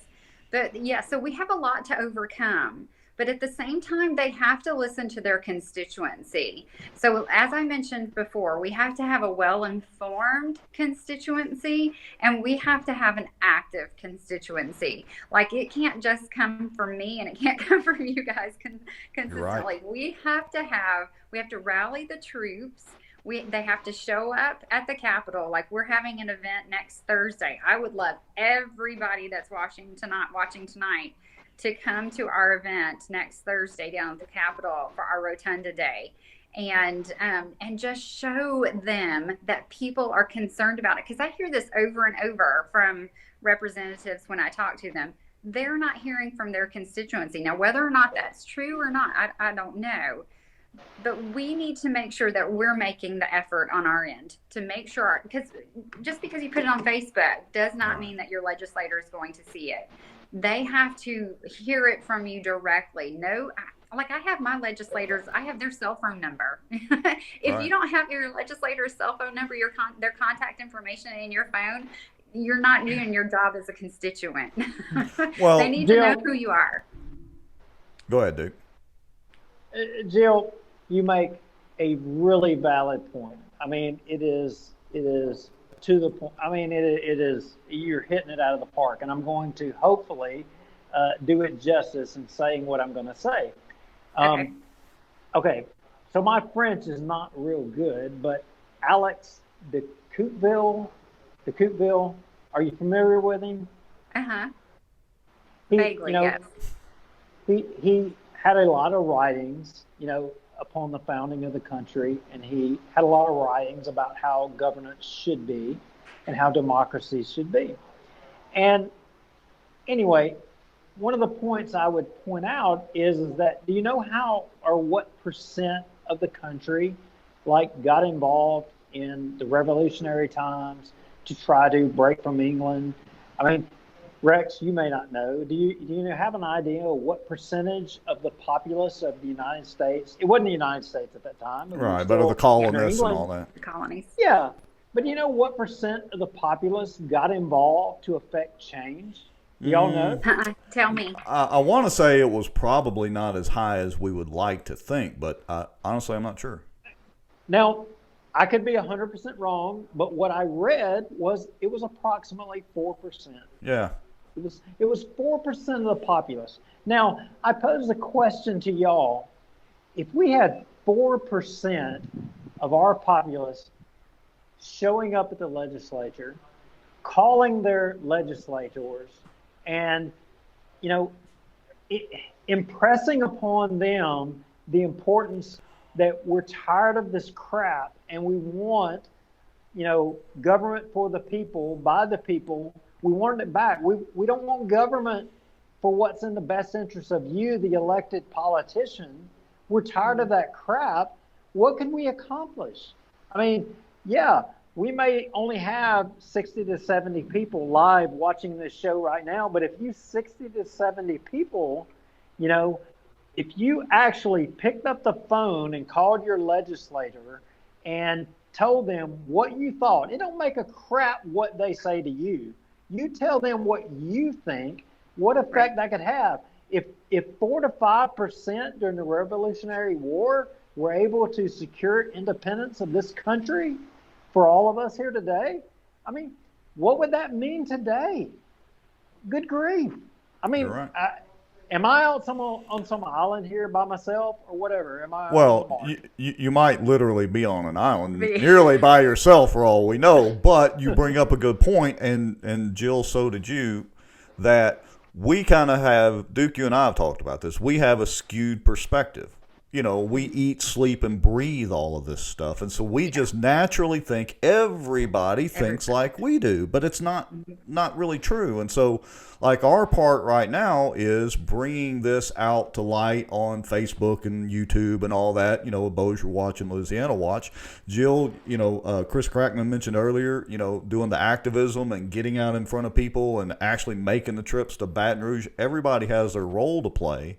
And so our role is to help spread this information out, but we need everybody else that's watching to bring along 5 friends, educate them, and get them to do their part, which is actually contacting the legislatures and letting them know and all these other things. So there's my soapbox for that. Right. And, we actually have what we call an advocacy tool that helps people communicate with their legislators, because I hear that all the time. What do I say? I don't know what the bill says. You tell me what I need to say. Right. And I get that. I mean, I make the effort to read this legislation. Some of it's, in legalese. What does it mean? So I understand and a person's kind of hesitancy about what message they actually need to convey to their legislators. But in many circumstances, we provide that language for them with an advocacy tool that we have called Voter Voice, where we literally draft an email for a constituent. We leave a little place for them to add their own message, because that's very important. Like if we're asking for, a vote in regards to legislation that would prohibit a vaccine mandate in a workplace type environment, we leave a little place for an individual to write how a workplace and mandate has affected them. Did they lose their job? Did they lose their insurance? Did insurance go up because they refused to be vaccinated? So all of these things, we just kind of leave a little place for them to put in their own message, but then we write our own, draft our own little portion that explains why we want them to vote in favor of this bill. So in many cases, we offer, the message for the person, so they don't have to worry about it. We convey why the bill is important, but it's a learning curve for a lot of people. But once you get into it, and once you understand like the power of the constituency, it's almost addictive. Like, I love getting people organized and active. Last legislative session was our first year with an advocacy tool like that. And in the few short weeks that we had in last year's legislative session, it was a short session because it was physical, but and there were fewer bills. But we sent over 26,000 emails. Wow. So I mean, that's a fairly good number of emails. Wait a minute. You use email? Mm-hmm. Well, we have a tool. Bossier City uses smoke signals. They don't use email. I am blown away. I'm blown away. You use email. Bossier City. Maybe one day we can get Bossier City to come into the 19th century and use a fax machine one day, maybe. That's funny. Poor Bossier City. Yes. I got a couple of comments here. So our good friend David Crockett says, is Raymond Cruz helping you organize? So we're going to kind of put you on the spot a little bit, Jill. We've made plenty of fun of Raymond Cruz, but we've also patted him on the back recently with his comments over the COVID situation and all that in Baton Rouge. He actually did a good job of that. You mean Krispy Kreme? Well, Krispy Kreme's COVID, it's almost the same thing. So, which of our local legislators have been on board with helping out? Let's put it that way. Okay, well, I don't have any legislation right now from Representative Cruz, but I have sent an idea to him that I'm hoping he will help me with. It was kind of late into the fray, close to the deadline when I sent it to him. So I'm hoping, after the last Wednesday at 5 was the deadline for pre-filed bills.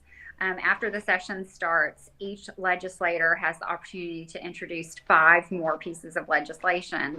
So I'm hoping that he will carry something for us in regards to health freedom, specifically in regards to the VAERS system. Are you familiar with VAERS, the Vaccine Adverse Event Reporting System? No. Representative Cruz sits on the House Health and Welfare Committee, and he sat on the committee during a VAERS hearing, an oversight hearing of LDH, and I was able to answer some questions in regards to who is actually responsible to file a VAERS report when someone is injured or killed following the administration of a vaccine. And so my comment was that I had spoken to a coroner, and the coroner, I asked him, are you seeing an increase of individuals come through your office? Of course, they would be deceased, who had been recently vaccinated. And he said that the issue with a passive reporting system like VAERS is that it requires the individual to file a report. And he made the comment that the deceased do not report, which is very valid. I hope not. Yeah. If they do, we've got a whole bigger problem going on. Right. So Representative Cruz asked if coroners were required to report. Mm-hmm. And under federal statute, it simply says that providers are. And I don't know that in some cases, coroners are active physicians in their own practice, but in their role as coroner, do they administer a vaccine? And I don't think they do, and I don't know that they would necessarily be considered a mandatory reporter. And that's one of the misnomers about VAERS, is that it's considered a passive reporting system, which it is in some cases, because an individual can file their own VAERS report. But under federal statute, it's a mandatory reporting system wherein those physicians, pharmacists, anybody that administers a vaccine is a mandatory reporter. They're required under federal law to file a VAERS report if someone makes it known to them. So I had sent some legislation over to Representative Cruz that would put in statute that coroners would be required by law and state law to file a VAERS report should an individual come through their office that had been recently vaccinated. And anybody with with access to the state database can look into the link system and see who has been recently vaccinated, adults included, because in 2019 the legislature passed a law that requires adults who've been vaccinated, their information goes into the link system as well. Interesting. Now, Jill, I want to ask you a question, and this is a little bit of a segue, and I may put you in a box a little bit here. Okay. So, looking forward beyond today, where COVID has went by the wayside, and it's not the mainstream thing. Now Ukraine is. So moving forward into our next election, we're going to have a contentious governor's election. Arguably, a governor has been our biggest impediment. If we could only have a governor like they have in Florida and Louisiana, maybe we could have seen the light. But moving forward, I'm wondering, has there been any interaction from your group with the potential governor candidates in the next governor's race? I mean, I'm wondering specifically with two candidates, where is Billy Nungesser and where is, our good friend Jeff Landry? I'm wondering where those two individuals are on the issue. Well, I can tell you. I can tell you exactly, because I made this threat, if you will, on Twitter the other day when I saw another potential gubernatorial candidate come out kind of testing the waters with something, and I was like, oh, no. I've been into this 2 years. I've seen what everybody in the Senate, I've seen what Nungesser has done. I've seen some of the texts that Nungesser has sent to people in the state who have asked him for help in regards to their children. And look, I want you to know what they have done to our children. I consider battery. Those policies are battery on our children. I think parents should file police reports, because if a teacher touches your child and puts a mask on them, do you think that's battery? Do you think some of these school board members have liability for some of the action or inaction that they have taken? Here's the deal. You guys have seen my letters, right? You've gone through my letters. I've sent letters to the school board members. I've sent letters to the governor. Every time I've had the opportunity to testify down at the Capitol, I've made them aware of the fact that they did not fulfill their fiduciary duty in making sure that the policies that they implemented were safe. Remember, we asked before they ever implemented any kind of policy within the school board system, within the Louisiana Department of Education, we asked for the safety studies of long-term mask wearing in children, not just the physical, but the psychological aspect of that. We asked for studies. Prove to us that what you're implementing in the schools is safe.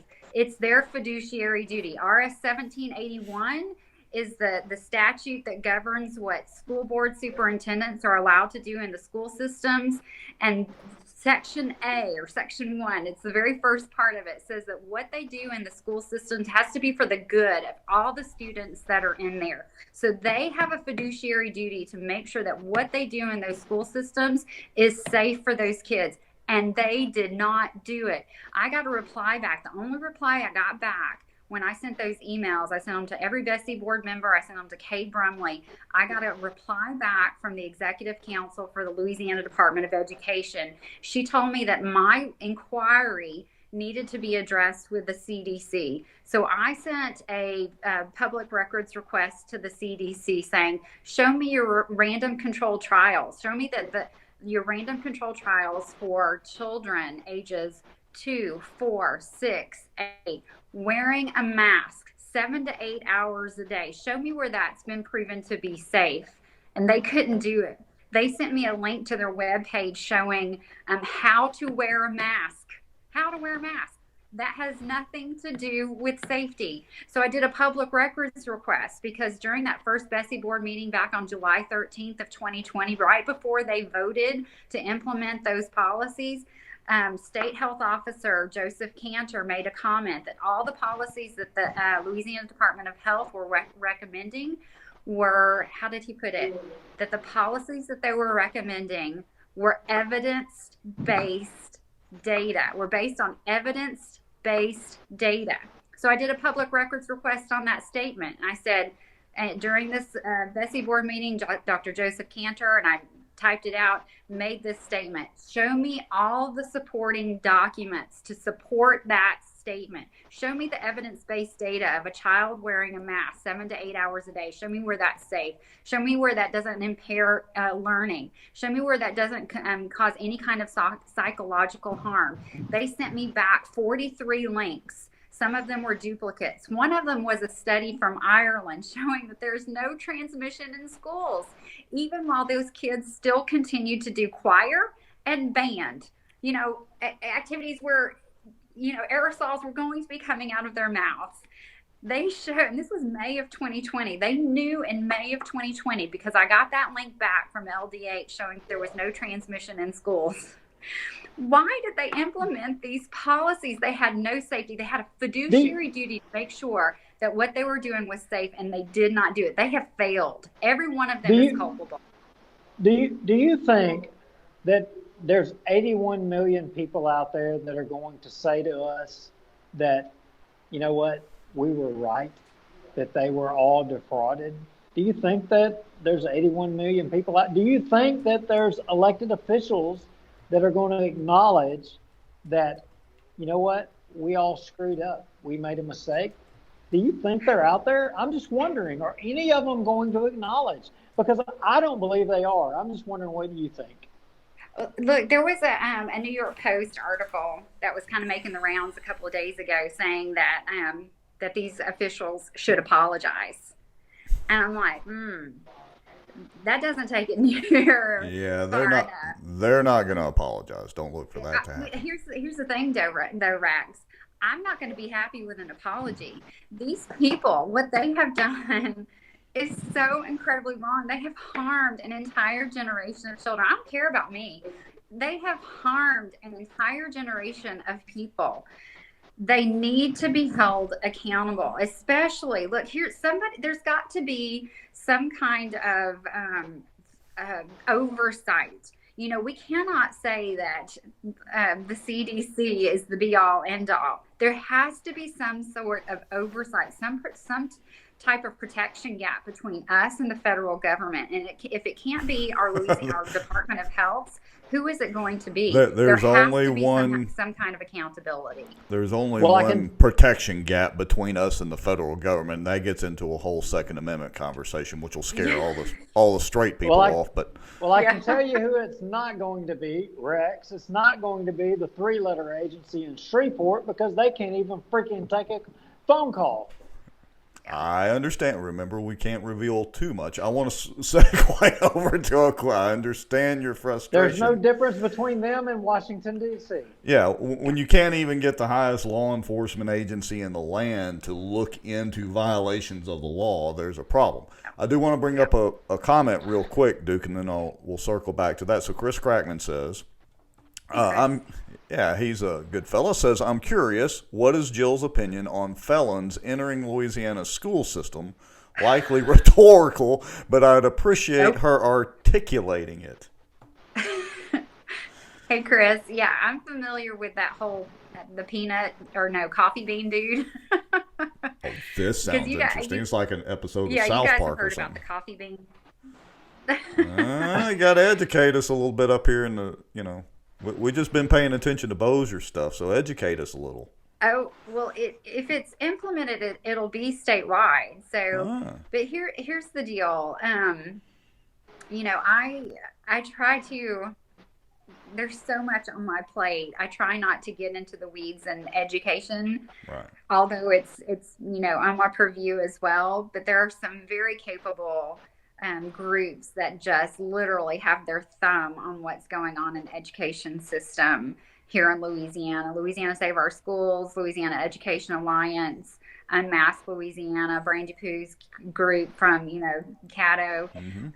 Chris Crackman, I think, is one. So all these fantastic groups. I've been just kind of reading their chats over this whole coffee bean incident, and it has to do with this gentleman who was a felon. You know, he was arrested for, I think, breaking and entering, and he's kind of tried to redeem himself and has come up with this program that allows felons to go from jail to I guess civilized society, if you will. But he's decided that, you know, it might be okay for them to go into education.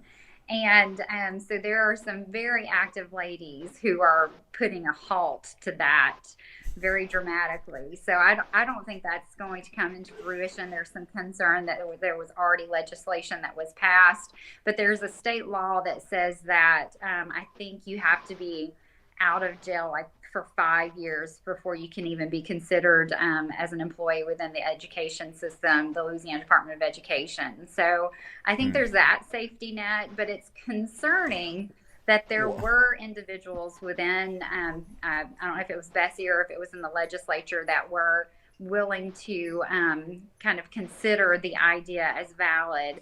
I would be extremely concerned, as I think it was Jen Kerrigan that mentioned that, you know, how is the education system with our state's treasure, our children, is that the place where, you know, someone that just comes out of jail needs to kind of acclimate to society? Well, I think that's the right place. Let me kick the Bossier Parish school system in the ribs a little bit here, and it's not really the school system itself per se, but I don't know if you've read the news up here over the last several years, but there is a rash, and I mean rash, of child molesters in the Bossier school system, and not just in the school system, generally seems to be around this area. I don't know if it's just because our Bossier Sheriff's Department and the Bossier PD are just really good at finding child molesters, and so we just see a lot of them getting arrested. But, I mean, it's like one after the other.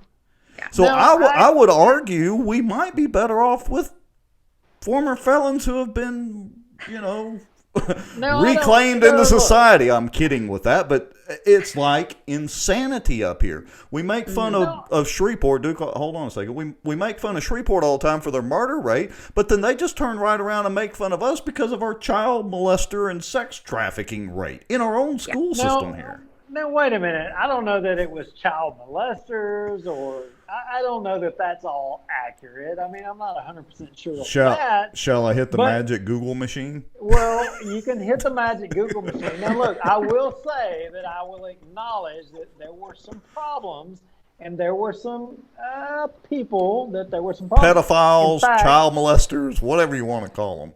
I don't know that your classification is exactly correct. I'm not saying you're wrong. I'm not saying that there weren't some problems, but I would be interested in a couple of cases in whether or not they were still employed by the Bossier Parish school system. And if they were, that should say something about the education system as a whole. And I would argue that that might be the case across all of the public education system across the state. And a case could be made that maybe there's not enough oversight over the public education system. Could be that. And look, I don't want to insinuate that the Bossier Parish School Board is knowingly letting child molesters and child predators and all that in the school system. But there have been several arrests made in the last few years. And Duke, you know as well as I do, we've got anonymous information that claims, and this sounds crazy, and no, I don't have a tinfoil hat on, that there's like this pedophile ring in North Louisiana. I kid you not. I'm not going to dive too far off into that, but we have gotten more than one anonymous piece of information and information from some people that would surprise you. And that's all I'm going to say. You're right. You're right. But I would say that it isn't just Bossier. It is the public education system as a whole. I mean, look, how ready was the public education system across the state to put the hammer down on both parents, kids, the whole population on this COVID crap? They were like fired up about it. They were like eager to do it. I mean, it was all about control. It wasn't about what was in the best interest of the kids or the citizens or the taxpayers as a whole. It was none of that. It was none of that. If any of that was the case, they would have been asking questions. They would have been asking detailed questions at these council meetings in the public's view. They would have been having these debates for the public to have input and to know these detailed answers, but none of them did it. And the ones that did it, they did it after the fact, after it was too late. Right, Jill? Am I wrong? Well, Jill's like, I had no idea I was getting in on this conversation. I'm not real familiar with Bossier Parish school boards and all that kind of fun stuff. You guys, we're not talking about just Bossier. We're talking about the whole state as a whole. Yeah. Yeah. Well, I live over here in Ruston, and our school board president was just arrested over the weekend. Yes, I saw that, and that was David Galat, if I remember right, who used to own the property just south of our farm. I'm from Ruston. Oh, okay, yeah. That's exactly who it was. Yeah, so, I know David. But all of that to say is these are very human people. When we put them in positions and allow them to rule over our lives and make decisions like masking, staying at home, and stuff like that, we have to realize that they're human, they're fallible, and they're not qualified or capable for making medical decisions for us or for our children. So when it comes the next time, the next pandemic, whatever it may be, we have to recognize that these are human beings. They're not qualified. They're not capable of making medical decisions for you or for your family. That we may find that the very next day that, they're, I don't know, they're in some kind of ring.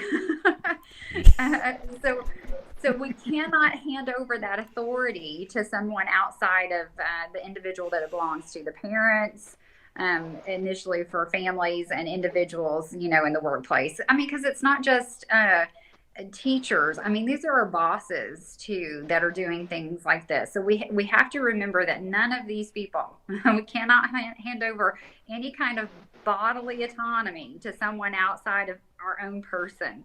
We have to be in control of that. Does that make sense? Yes, Jill, it makes perfect sense. But there was a time when elected officials were accountable to the public. We were the bosses, but that's not the way it is anymore. Now, police jurymen, school board members, city councilmen, these jackwagons of local government, they're now in charge. They're the bosses. You know who I blame? The taxpayers. It's not the citizen. You know who I blame? I blame the greatest generation. You know why? Because the greatest generation had all the kids that have raised the kids that are now raising the kids now and have all voted all these people in. So that'll really make some of my conservative friends go, all right. Because that's us. Right? Yeah, that's us. Yeah, it is. Think about it for a second. The reason these people are in office is because we, and I'm putting that in air quotes, have put them there. It's not their fault. Power corrupts absolutely. It's not their fault. We've put them in there and let them get by with it, and then we run around and act crazy when they do stupid crap and then say, how did they get in there? Well, yeah, but are the people of our generation, and Jill, Rex, I'm equating y'all, all three of us, are being of the same generation. There's people of our generation that are in public office now. I mean, I got to argue with y'all. I don't see any difference in them taking a different tack from the people of the generation you're speaking of, Rex. I don't see them taking a different tack. They're not. I don't. I agree with you 100%. It's because, and again, I'm putting this in quotes, we weren't raised right. And when I say we, you're right. The people in our generation that are doing this, their parents didn't raise them right, apparently. Well, may I interject one comment? Yeah. And this. Well, of course, guest Jill Hines. Because it's not necessarily just our voting record. Right. It's our compliance record. Like, we're going along with this. Why are we going along with this? Why haven't we thrown the tea overboard by now? I mean, we shouldn't be wearing masks on planes. We shouldn't be wearing masks on buses, and we definitely should not be sending our kids to school in masks. We should not be, rolling up our sleeves to keep a job. Now, granted, one of the problems with that is the government has put us in such a financial crunch that we're kind of desperate for our income, especially the poorest among us. We have nowhere else to go except for Florida, and now the housing prices in Florida. I mean, Duke, take a look around you. Take a look at the realtor ads when you're over there the next couple of days. I mean, the housing prices in Florida, because they've got such a fantastic governor. It's so expensive. The average person probably could not go over there. It's too cost prohibitive. So the part and parcel of this is not only our voting record, but our compliance record. We should never, ever have shut down anything. We should never stop going to church. We listen to the wrong people. We put our trust in the wrong place. Yeah, you're 100% correct. Agreed 100%, but I'm going to give everybody a stock tip tonight, right now. I'm going to tell everybody. So everybody should know that there's 81 million people that are going to run out there and buy a Tesla over the next couple of months. So if you buy stock in Tesla now, you're going to become wealthy enough that you can move to Florida and you won't have to worry about any of that. Wait a minute. You haven't heard the newest news. Elon says don't buy Teslas now, buy a gas burner. Right. No. Literally. Drill. He may as well have said drill, baby, drill. He basically said the same thing. Now, maybe that's because he's just trying to do some reverse psychology and sell more Teslas. I don't know. But now we're supposed to buy gas burners. I'm so confused. Well, all I know is the 81 million mythical people out there that voted for the president of the United States, they're supposed to follow his lead and his vice president and go out there and buy a Tesla. No. You know what? All the problems. Whoa, time out. You know what Biden drives, right? It's a 60s model Corvette. Like, they did a whole documentary thing on 60 Minutes or Nightline or one of them when he was vice president, how proud he was of the Corvette because the original Apollo astronauts and all that all had Corvettes. Don't jade me. Biden drives a Corvette. I've got a 73 Corvette. You're ruining it for me. I mean, I think the only place they let him drive now is like an old abandoned airstrip or something, not on public roads, but literally the video's out there. He driving in his Corvette in this interview. Mm-hmm. Do as they say, not as they do. If they're wise, they're putting him in a desert by himself to drive, if he's driving anything at all. Yeah, Thelma and Louise desert right off the... Oh, I didn't say that about that. All right, so we're at an hour and a half. Jill, I'm sure you didn't realize you were going to get into pedophile ring discussion, Biden driving a Corvette, and all this other stuff that we've talked about. No, can I tell you about some bills? Yes, that's like originally what you were going to talk about. I think we might have hit the highlights on one or two, but. Oh, that's right. There is some kind of legislation we're supposed to talk about. Yeah. Yeah. Okay. So educate us, please. Yeah, some really good stuff. I won't go over all 37 that we're tracking, but you can. So we have a really good, like I was telling you, the advocacy tool that we have called Voter Voice has a free app. So you can download Voter Voice. It's free. All right, so unlike now, your gas.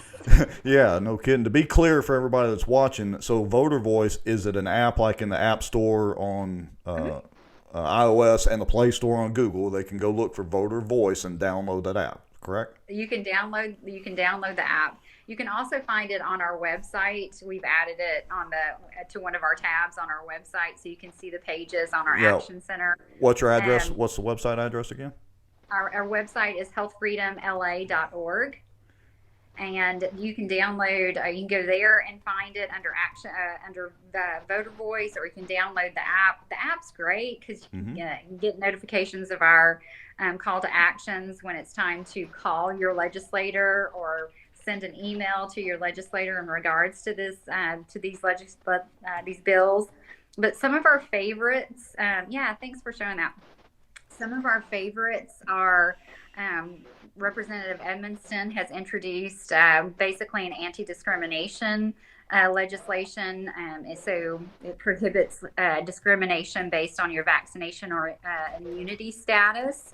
And what she's done is she's taking everywhere in statute that an individual is protected in regards to age, race, sex, creed, religion, whatever, and she's added the phrase vaccination status or immunity status. So in banking, in housing, in education, the bill's 33 pages long. So wherever it states in state statute that it prohibits discrimination, she's included that phrase so that an individual will not be discriminated against. So that's one of our favorite bills that's been introduced this legislative session. Another one is one that I helped draft and Representative. Kathy is a great legislator. She is, isn't she from Central, or is that Valerie Hodges? Valerie's from Central.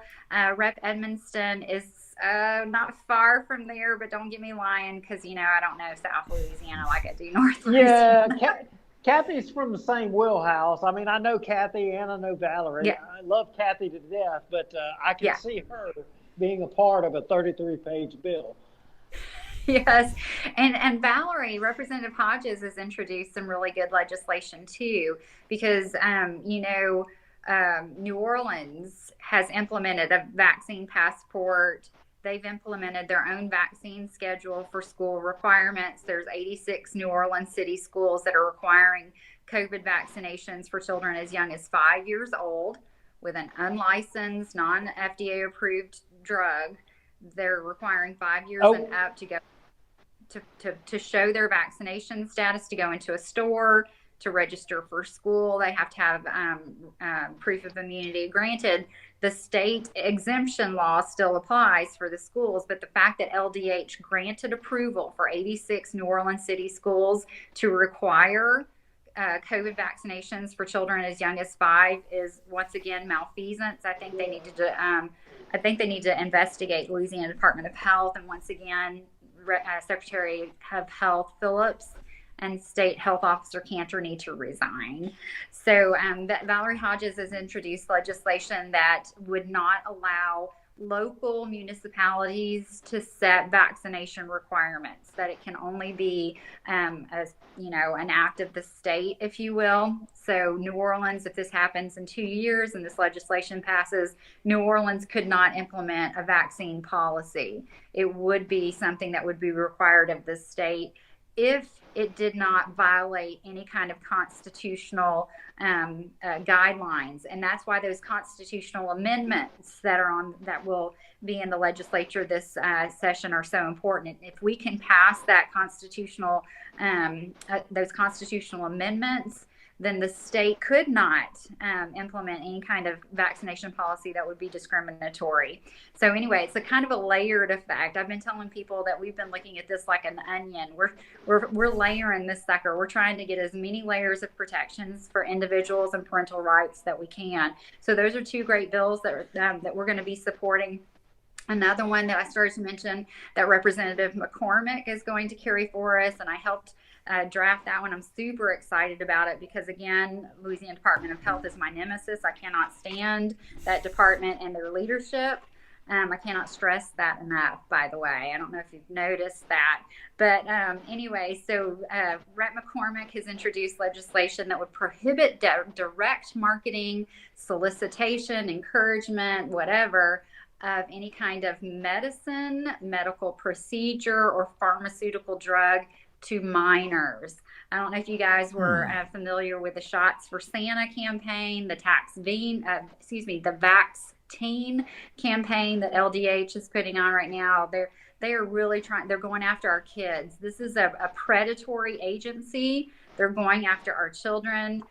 So I'm hoping that legislation would help stop that. But it's not just geared towards LDH. It's geared toward any state agency. So that would mean teachers in the school system, Louisiana Department of Education, could not market or solicit any kind of pharmaceutical, drug, medical product to a minor. And that covers things like hormone replacement counseling or anything like that for gender identity issues. So I'm kind of excited about that legislation. And then one more I wanted to mention to you. I'm really excited about this. We're calling this the Consumer Protection for Indemnified Products Act. And the way this works, I don't know if you guys are familiar. I think you are. But COVID vaccinations have what's called a liability shield under the PrEP Act. So you cannot sue for injury or death for any kind of harms that the administration of those vaccines may cause. Also, all of the shots that are on the childhood schedule are covered under a federal law called the National Childhood Vaccine Injury Act. Any kind of drug or medical product that's covered under the PrEP Act or under an EUA has a liability shield. So you cannot sue for injury or harm associated with the use of those products. So what the Consumer Protection for Indemnified Products Act would do would prohibit the mandate of any kind of indemnified medical product. So a mask, which is indemnified because it's covered under EUA. Now, granted, a mask that's used for that and has FDA approval, like a surgeon's mask going into a surgery theater or a nurse wearing mask into a consult room or something like that, that doesn't count. We're talking about mask respirators N95s that have been granted EUA and are used outside of their intended purpose, 7 to 8 hours a day in a classroom. That's all under EUA. It's an indemnified product. You can't sue for injury associated with its use. So those types of products, vaccines with a liability shield, masks, remdesivir at one point was under EUA. It was indemnified. Monoclonal antibodies, if I'm not mistaken, they're still under EUA, so they're indemnified. You cannot sue. So the government cannot, if this passes, a government or business cannot mandate or require an individual to take an indemnified product. They can recommend it. They can recommend it all day long, but they cannot require it. So that would prohibit, a mask on planes. You can still do it if you want to. It would just prohibit the airline from requiring it. And another part of that would require those who are asking you or recommending the product, they would require them to notify you that product is indemnified, that you cannot sue as a consumer. And I think that's a really important part of that. Too many people don't know, especially many of the people that have been injured by COVID vaccinations. They were never informed off the bat that they could not sue as a consumer, that those products were still considered experimental and they could not sue. And I think that's very much an ethical issue. So those are some pieces of legislation that we're real excited about. Yeah, and maybe if you get a chance, of course, certainly doesn't have to be tonight or even tomorrow, but if you get a chance, maybe email or text or whatever, or send me a list of the bill numbers or things to keep an eye out for, and we'll make sure and post that on our Facebook page. Or if y'all already have a resource that has those listed, where people can go click or find them, we'd be glad to help share that out. Yes, absolutely. Well, if you download the Voter Voice app, search for Health Freedom Louisiana, and look for View Key Legislation. I have all of the bills that we're going to be tracking this session. We're going to be putting out calls to action on all of our social media channels. You can find us just about anywhere. We're still on the wait list for Truth Social. I'm excited about that. And then we do call to actions through Voter Voice as well. We do email campaigns there where you can email. And usually what we do is wait until maybe a few days right before the bills hit committee. And that's when the committee, because committee looks at them first and then they go to a floor vote. So we'll try to target the committees first. And make sure the message gets in front of them, and then we'll hit the individuals when it gets to the floor. Because they have over 800 bills on the House side, over 300 bills on the Senate side. So for a legislator, for you to call today and say when HB 753 comes in front of you, vote yes for it. They're like, what is what that? did you say? Yeah. Yeah. So we kind of wait until it gets right up there in front of them, unless it's something that we're really opposed to. And I would like to mention that there's two bills that we've got our eye on. One of them is by Representative Chris Turner, who is my representative and happens to own a pharmacy. And he's introduced legislation that would allow pharmacy techs, pharmacy interns to administer flu vaccinations to children as young as 3. Currently, state law allows pharmacists to administer flu vaccinations to children as young as 7. And so we think that that's kind of, not only is it a conflict of interest, but we're really concerned about children being administered a medical procedure outside of the purview of their pediatrician. Each one of the flu vaccines issues a warning about having resuscitation equipment, that there's the possibility for anaphylaxis. And we don't think that, a pharmacy in Walmart is the place to be resuscitating your child should they experience an anaphylactic reaction to a vaccination. So we want medical procedures to stay where they belong, and that is in the doctor's office. So we're actually hoping that the pediatrician, American Association of Pediatricians, Louisiana chapter, we're hoping that they will be against this bill as well, but we're definitely going to be opposed to that. And we're also watching one that's Representative Thomas Presley has introduced. I've emailed him. I need to email him back, but I'm kind of concerned about some change in the language in the Emergency Powers Act that he's trying to work his way through. It looks like he's trying to make it to where their actions are like necessary. Like right now, the state law says that, the state must act in regards to an impending virus or, communicable disease or something like that. And he's put in a little bit more stronger language, like they must, or they have to, or they're they shall act or whatever. Yeah, it's even stronger than that. I can't remember off the top of my head, but I'm kind of concerned about it. So that one's a no for right now. Now look, I like Thomas, but I'm going to say that concerns me a little bit, because I did see that Thomas was kind of out there on the edge on vaccines and masks, and he was kind of out there on the edge. I got to tell you, that concerns me a little bit, that he would be promoting that it mandates the government take action. That concerns me as well too. You need to talk to your friend Representative Presley, because he is one of our he's voted against us, because he's also on the House Health and Welfare Committee, and he's voted against us on just about everything except for the last hearing in December when they wanted to put the shots on the childhood schedule for school attendance.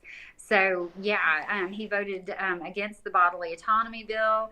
He voted against the Rhett McCormick's 2 pieces of legislation in 2021 would have prohibited a vaccine mandate in the workplace, and one of them would have required schools to send home exemption information, and he's voted against all of that. Well, Jill, what I would say is, would you send us a chronology of where he was on each one of these bills. And Rex, I will reach out to Thomas and I'll see if we can get him on the show, and we'll ask him about each one of those issues and why he took the position that he took, because that concerns me a little bit. You know, if Thomas wants to be a representative of the folks in North Louisiana, he needs to kind of explain why he took the positions he took, because I don't know that agrees with the majority of people that watch our show, at least anyway. No, yeah, that sounds like a would say plan. that- yeah, I would watch. I would definitely watch that show. Let me know when you're going to have him on. Yeah, you've got our number. You could just magically call in. We could have two. It would be awesome.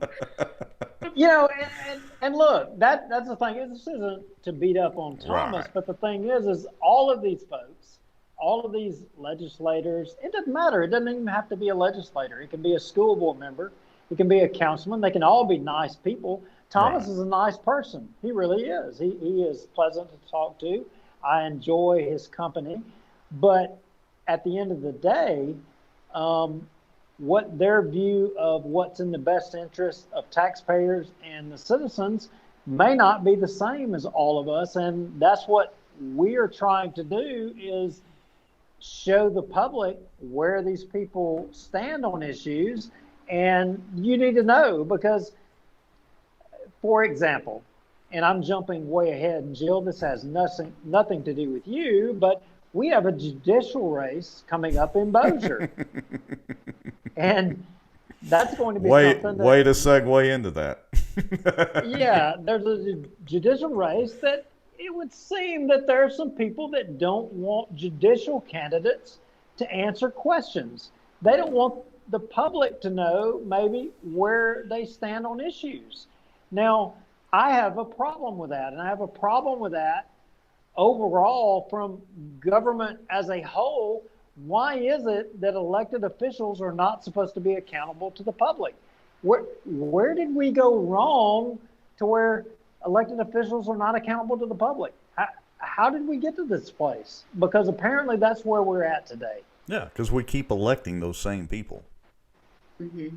And they're all good. They're all good people. They're all great people. They're you know, that's a matter of perspective sometimes. Yeah. I mean, you know, I'm just saying, some people think Vladimir Putin's okay. A lot of people thought Hitler was fine, and we see how all that turned out. He wasn't such a good guy. Now, I'm not equating some of our local politicians to Hitler, but the principle is the same. Sometimes people are not what they seem and preach to be from the pulpit. All right, so Jill, are you a Nazi or a socialist? Which is it? Because you got to be one of the two. It's not a loaded question. Don't worry, it'll just be between us, look, Jill. We won't tell anybody else. Nobody. I mean, because because the way things are, if you don't support Ukraine, then that means you support Russia and you're a socialist.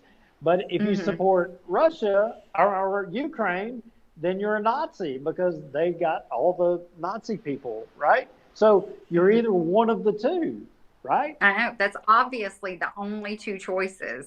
Yeah, that's it. And I want to point out that the future mayor of Bossier City, Jeremy Gallman, just reminded us that he was asked the same question. But I would remind you, Jeremy, I don't think that you actually answered that question. What kind of a mayoral candidate are you going to be? I'm trying to save you, Jill, there, and get you away from answering that question. Well, Jill, we're not going to bash you anymore. We appreciate you coming on and giving us an update on what's going on in the legislature. And we're going to reach out to Thomas Presley. We're going to see if we can kind of see where he's at on some of these issues. We need to know. And yes, you do. He needs to kind of talk to the public and tell them where he stands and why he stands on these issues. Yeah. And maybe some of the other legislators need to articulate. I suspect a lot of them will plead ignorance and say, well, it seemed like that was the way things were. I just had to go along. But don't we expect more? I would remind everybody that everybody thought the Bellamy salute was a good thing too, saying the Pledge of Allegiance till 1942 or 43, when they decided, doing the Hitler Nazi sign was not such a good thing to do while saying the Pledge of Allegiance. So Congress literally changed it. Sorry, I had to bring that back up again since you got on the Nazi kick. And I would like to point out that future Mayor of Bossier, Jeremy Gallman, just did give us a solid reply. He said he is siding in the case of Nazi, given the choice of the two, Ukraine versus Russia. So, I'm not saying being a not... He likes paying $5 to $6 a gallon per gas. I see it. Okay. Hey, at least he made a stance one way or the other. Whether it was right or wrong, at least he did make a stance. I'll give him credit for that. I've known Jeremy for several years, so we can pick on him. It's okay. He's shorter than both of us, so we can pick on Jeremy. and neither Duke or I are very tall at all, so, anyway, so just picking on my good friend Jeremy Gallman. He's a good guy. Hey, we're average height. You know what they say, right? I mean, you and I are about 5'5", and if you get over 5'5", if you're 6 foot, you're a freak. If you're over 6 foot, you're a super freak. Straight up back to when was that song? When did that come out? The 80s? Anyway, all right. So we're going off on a tangent again. Let's start wrapping this up because I do want to play our little video clip of Brian Hammond's as we close out the show. We're now at the 2-hour mark. All right. Well, Jill, we could go all night, and we don't want to beat you up any more than we already have. We have abused your time. Yeah. Thank you for coming on, and we will keep us updated on what's going on down there, and you're welcome anytime. Okay, great. Thank you, guys. Thank Thanks for you, allowing Jill. me to come on this evening. I appreciate it. Okay, see you later. Okay, bye. Awesome, and your audio sounds great too. We're batting 1,000 right now, so that's always good. Let me see if I can get the brightness adjusted a little bit. I had it up a little much. Okay. Yeah, a lot of times it's hard to get the video and the audio right for just one guest, but two of y'all at the same time without testing either the audio or the video before. Man, y'all are on top of your game. And I'm just going to have to say, y'all may hear a chicken in the background, and just ignore that. That has nothing to do with y'all. I don't know if I can do this with a straight face, Duke. I mean, the chicken's just, and this is serious. I mean, these are, the 26 JDC candidates. I don't know if I can do this with a straight face because of the chicken. All right. It is dead serious. And arguably, okay, I'm going to have to do something here, Rex. I'm going to try to work on this. You might have to put the chicken back outside. Are you going to sit there and pet the chicken while we're interviewing judicial candidates? Rex. All right. Okay. Both of them are saying, what did I volunteer to do here? Why am I here? Yes. So, Rex, arguably, I think that our judicial, candidates and the judicial races are that's probably some of the most important votes we make. And for those people, and I don't know, maybe in the past, candidates go out and they do all their campaigning, they go to all the places that you normally go, the Republican clubs, the VFW halls or whatever, but social media has changed things now. And I don't think that we have interviewed judicial candidates for a race before. So this is a new thing. And like you started the show, you got to kind of have to be careful here because these folks, the legal community, they've got a thing called judicial canons, right? And y'all have ethics and standards that you have to uphold. And, so we kind of have to be a little careful here. So, all right. Duke, let me pause there for a second. So we got to get the technical issues out of the way. Allie, have accidentally muted yourself or something happened. So if you would, I'm going to cancel you out of the session. And if you'll click that link and come back into it, you'll come right back in. Okay. So I'm going to knock you out for a second. All right. Just come right back in with the same link, please. Okay. So we'll give Allie just a second. Sometimes that happens when you come in on mobile or on computer. Sometimes it messes with the mute settings and all that. So we'll give her just a minute to come back in. Yeah, so what we're doing tonight, we are not having a debate between these candidates. That is not the intention of this. This is not at all. But she got good audio. I can hear you, Allie. now? Perfect. Okay, let's Perfect. proceed on. Yeah. Dude. So this is not a debate, but basically what this is, it's an interview. And I got to tell y'all, this race is an interesting race from my perspective in Bossier, because both of these two individuals, I think are going to make a great judge. And both of these two individuals are friends. And I got to tell you, Rex, and you've seen a lot of political races as well.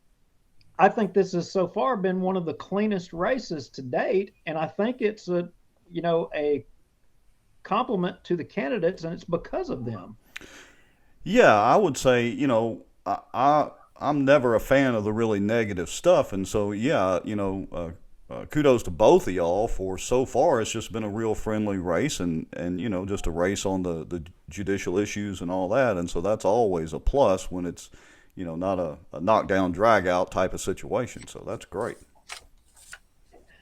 So without further ado, I think we should get the candidates to introduce themselves to the audience, and maybe give us their elevator speech, tell us why they individually think they're the best candidate for this seat.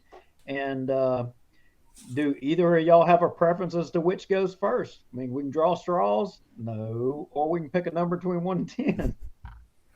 Yeah, I don't mind going first. How long do you want?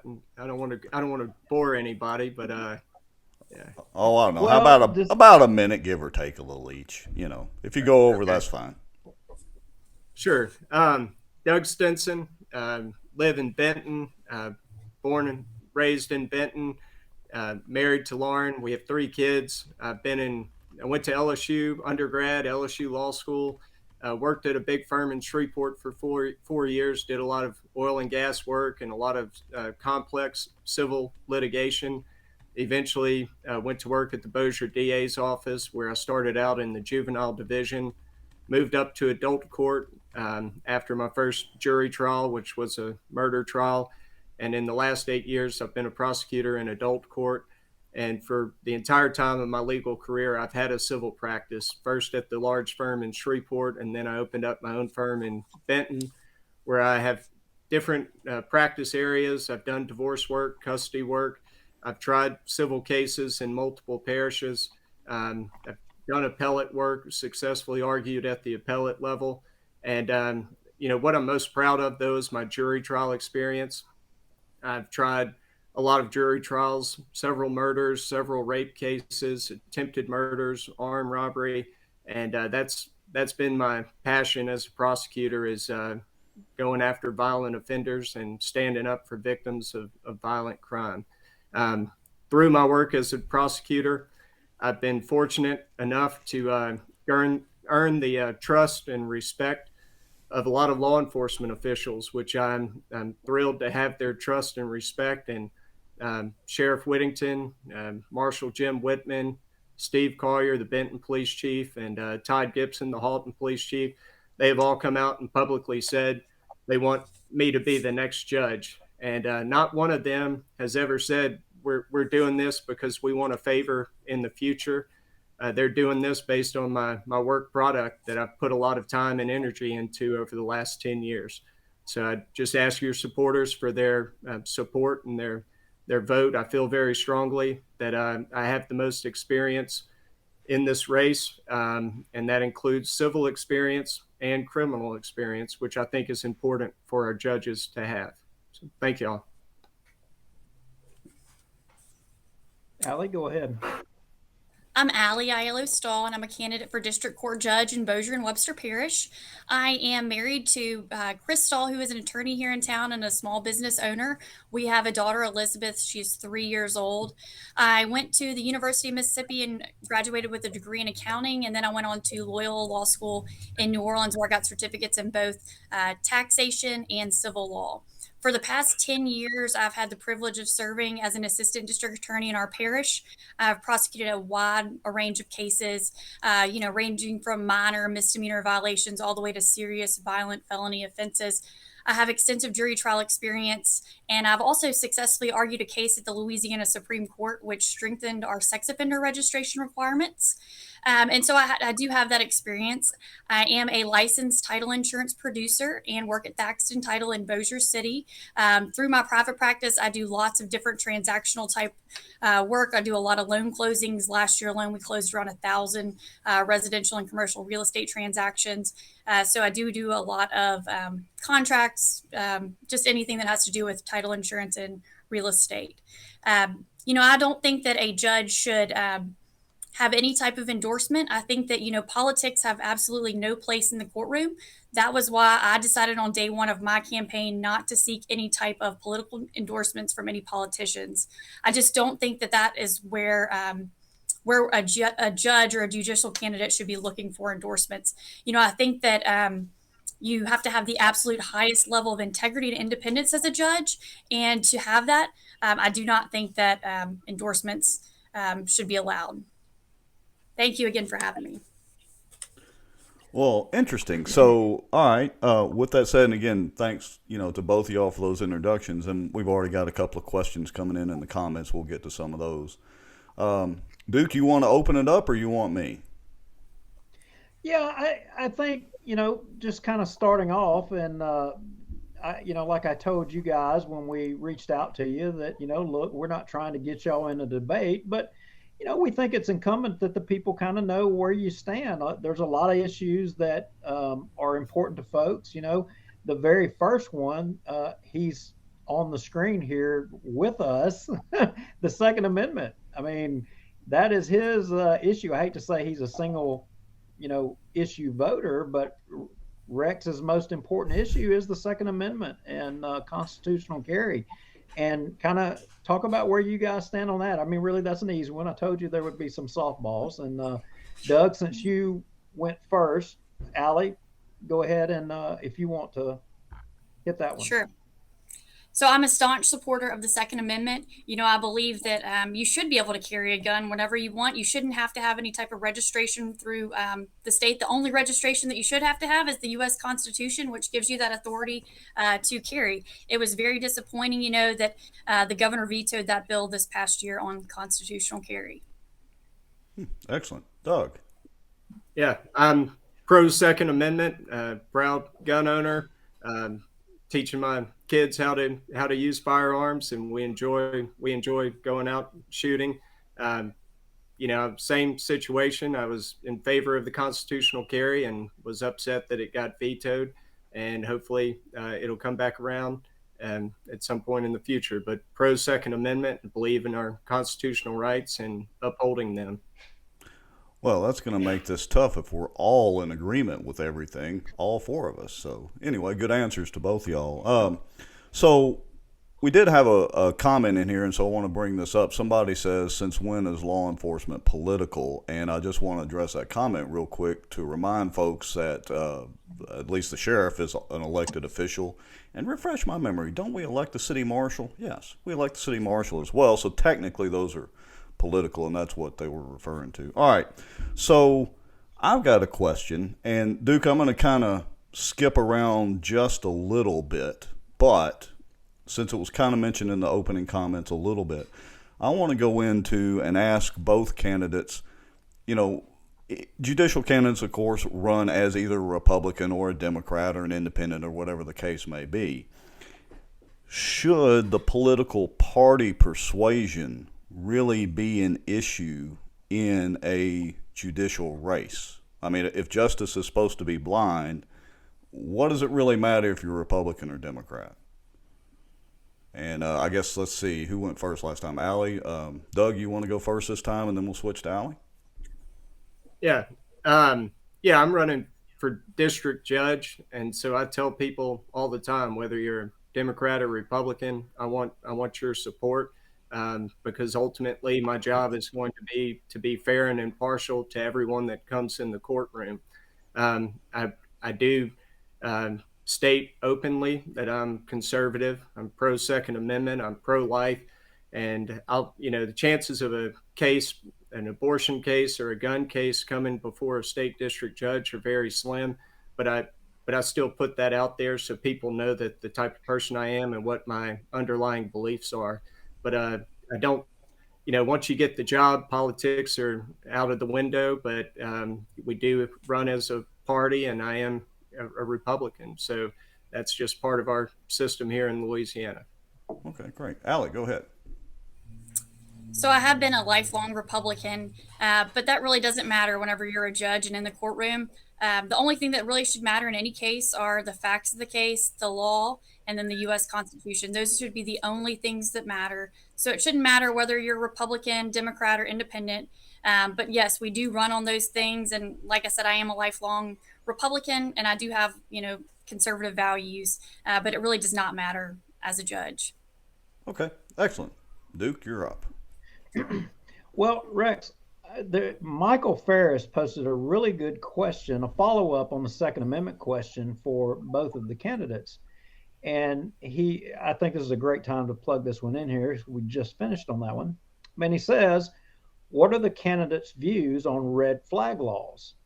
And so I should know this. Doug went first the last time. It's Allie's turn to go first. Okay, Allie. So the red flag laws, I think you'll have to give me a little bit more of some more context to the question for that one.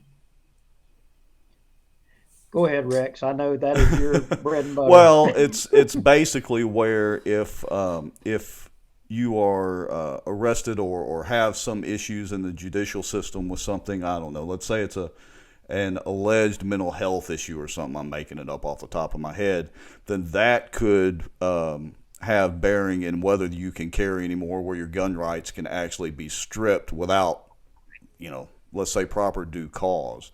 And I think, so Michael, you can correct me if I'm wrong, is that what you're referring to? And we'll come back to that question here in a minute. So I think that's what he's referring to. So let me redirect the question a little bit. So in the judicial district court system, how much do Second Amendment or gun rights issues come to play in the judicial system? Obviously, the Second Amendment's federal, but how much do gun rights issues come into play? And Michael says that is correct on the red flag, which is using some other issue to strip the gun rights without, a proper hearing or whatever it may be. Okay, so Allie, with all that said, you're still up. So yes, there are times in court where we do deal with that. We have what we call Gwynn's Law hearings now. So if you're arrested for domestic violence and you are given a bond and the judge decides that you are entitled to a bond, they can require you to turn in your firearms while you're out on bond pending the case. I think that that's a safety concern. I think that there are times where people do not have the mental capacity or have some type of issue in their life that they should not have a gun. But unless you're a felon, by law, you are allowed to carry a gun. Okay, great. Doug, you're up. Well, I think the Gwynn's Law, I was going to say that as well. That's an instance where we see in state court where a judge may get involved with someone possessing firearms while a case is pending. Ultimately, anytime there's any sort of infringement on a constitutional right, I think it needs to be analyzed very, very carefully, used sparingly, only in the most serious cases. And, just trying to protect people's constitutional rights is ultimately what a judge should try to do, and also keep the community safe. So that's how I, feel about that. I've kind of got a little follow-up to that, and then I promise we will get off the Second Amendment stuff. So right now, as it stands, or correct me if I'm wrong, and we'll have Doug go first because I think Allie was first the last one. But if you're convicted of whatever felony it may be, you're automatically stripped of your ability to own a gun legally, as well as your voting rights. So as judicial candidates, what are your feelings on this automatic removal of basic God-given rights that are actually simply protected by the Constitution for any felony?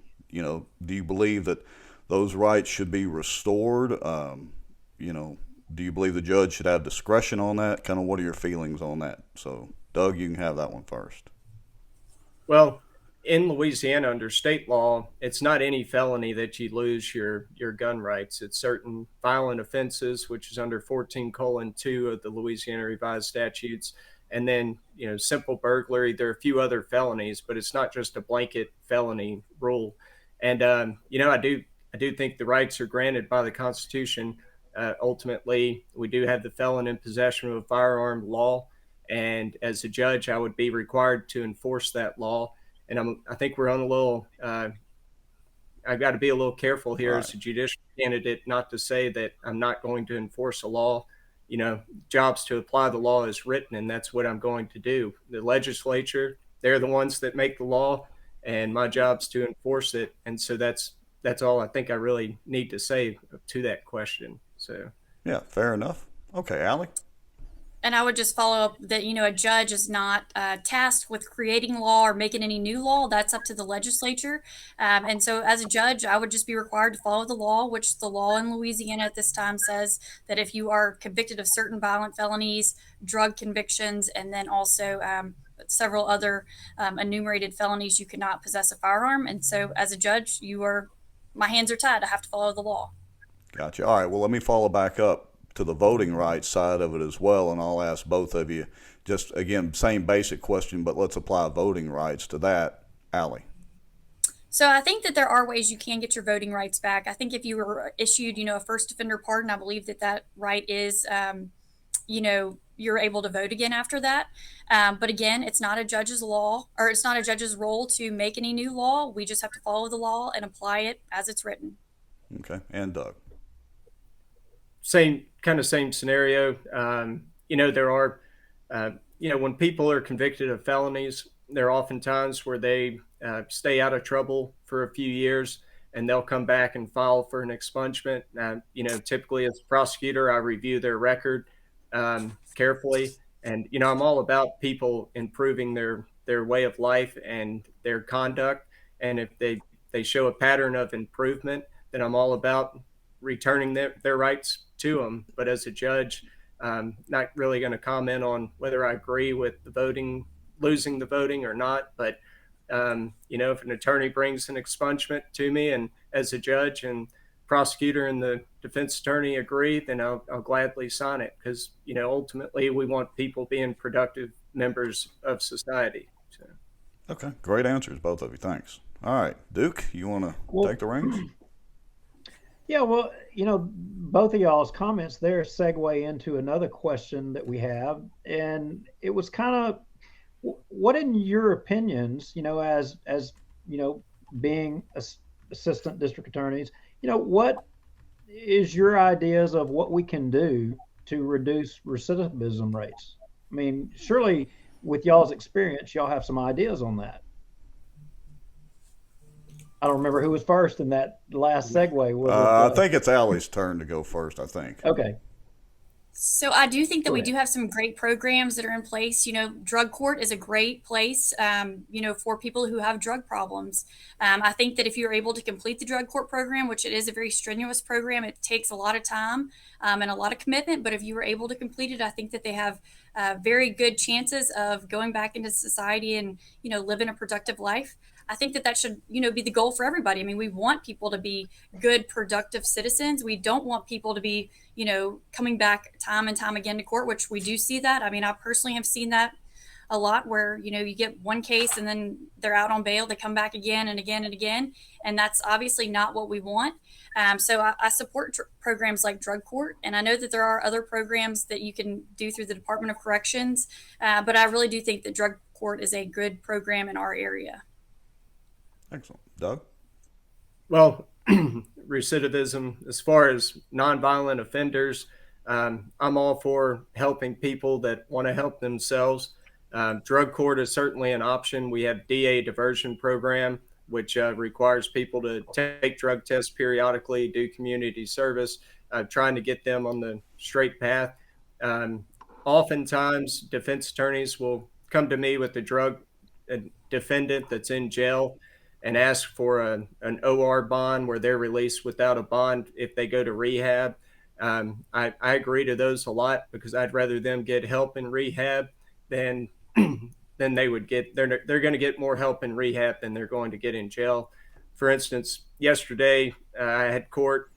Man had a methamphetamine charge, which is pretty destructive drug, and I let him go to a rehab, and he went to Fresh Start in Winsboro, which is a great Christian-based rehab. Spent 7 months there, which is longer than he would have spent in jail on a possession of methamphetamine charge. And this man turned his life around. He's working, volunteering at this organization now, and that's what I want to see. And it kind of made my day yesterday hearing that this guy's not going to be back. So, okay, Duke, you got another one, or you want me to go ahead? Let me get one of the simple ones out of the way. So the last few years, we've kind of been faced with, and this one's a little tricky, and I don't completely know how to word it, but everybody in the country has faced, mask mandates and the jabs. And, we had the legislature and the governor kind of go at things and a little bit, and just, again, and I don't know what you can answer. You guys be the judge of what you can answer here and how you can answer. But I'm just wondering what your thoughts are on the mask mandates and the jabs. I mean, obviously it wasn't mandated to get the jab, but boy, it sure seemed like we were getting close, and it ended up being that it was our judiciary deciding whether or not we were going there or not, and that gives a lot of folks pause across the state.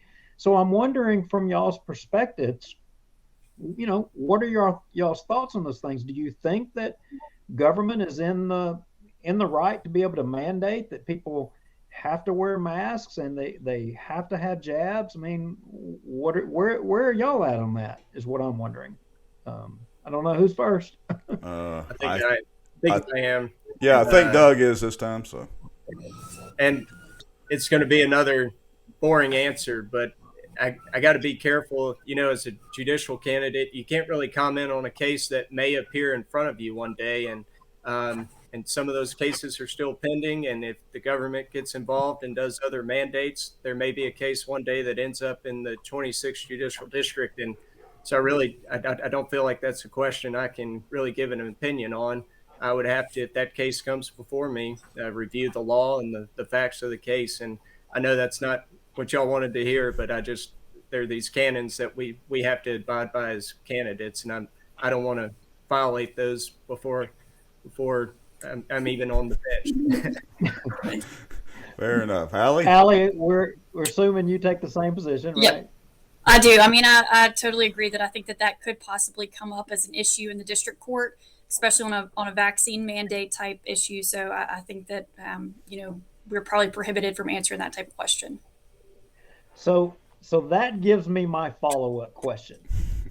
Here is my follow-up question. So if I'm to choose between y'all, and that is my issue, and I'm a voter, how am I to be able to know where the person I want to, which one of you is the person I want to vote for if that's my issue? How can I know that? And that kind of goes to a wider thought pattern. And in judicial races, a lot of times it seems like in politics we can't know where our judicial candidates always stand on things. Am I articulating what I'm thinking here, Rex, correctly? Am I getting there? Yeah, I think so. At which, again, I think it's going to probably be difficult for either candidate to answer correctly. But I guess maybe let me add a little bit to it and to kind of help out a little bit.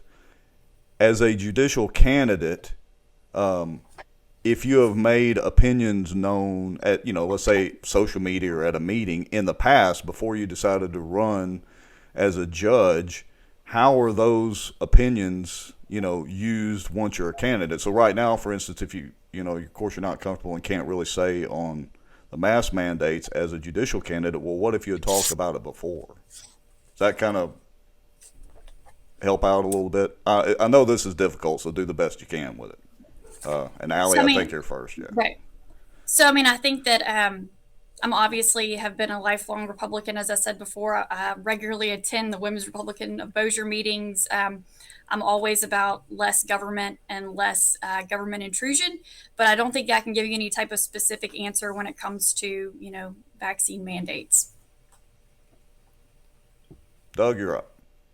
Well, you've got two conservative Republicans running for judge, so yeah, I'm for less government. I think ultimately, when you're selecting a district court judge, experience matters, and having 14 years experience as a civil attorney, 10 years as a prosecutor, 2 years of that being the juvenile prosecutor handling every juvenile case in Bossier Parish, along with child in need of care cases, and then the jury trial experience I have prosecuting murder cases, rape cases, attempted murders, armed robbery, and just the areas of practice that I've had in my civil practice. The firm I worked for in Shreveport doing complex litigation, and then now I have succession practice area, divorce, custody.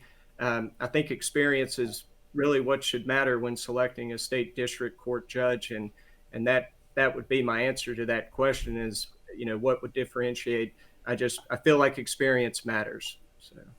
Okay, well, fair enough. Yeah, and we understand that there's, like we said at the beginning of the show, there are certain questions that you can't necessarily answer, so we get it. Well, one follow-up statement, Rex, before you move to the next question, and I know we're ready for that, but I think you guys right now are doing something that I hope is the future. That because I believe social media is the future in politics and having live interviews and talking to people and kind of getting to know the candidates better, because you can go to all the clubs and you can give the elevator speech and maybe answer a few questions there, but really the voters don't ever get a chance, especially with the judicial candidates, to kind of really get down in the weeds with them.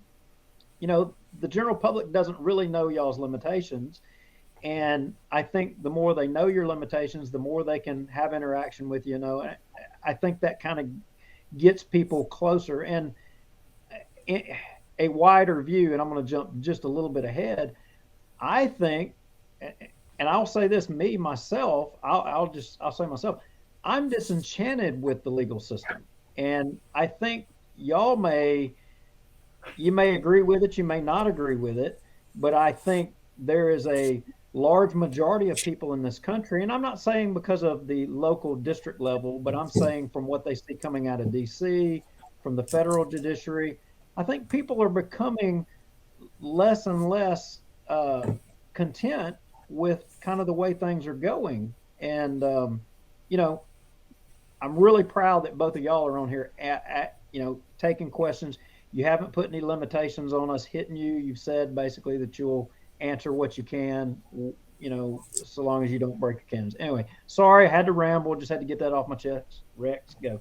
Okay, so we'll switch back to a question, or actually, I guess, sort of a question statement. But anyway, should be pretty simple. I ask this of every candidate, doesn't matter what the office is. My go-to is the Second Amendment and this one. So define what it means to be a conservative to you as succinctly as possible.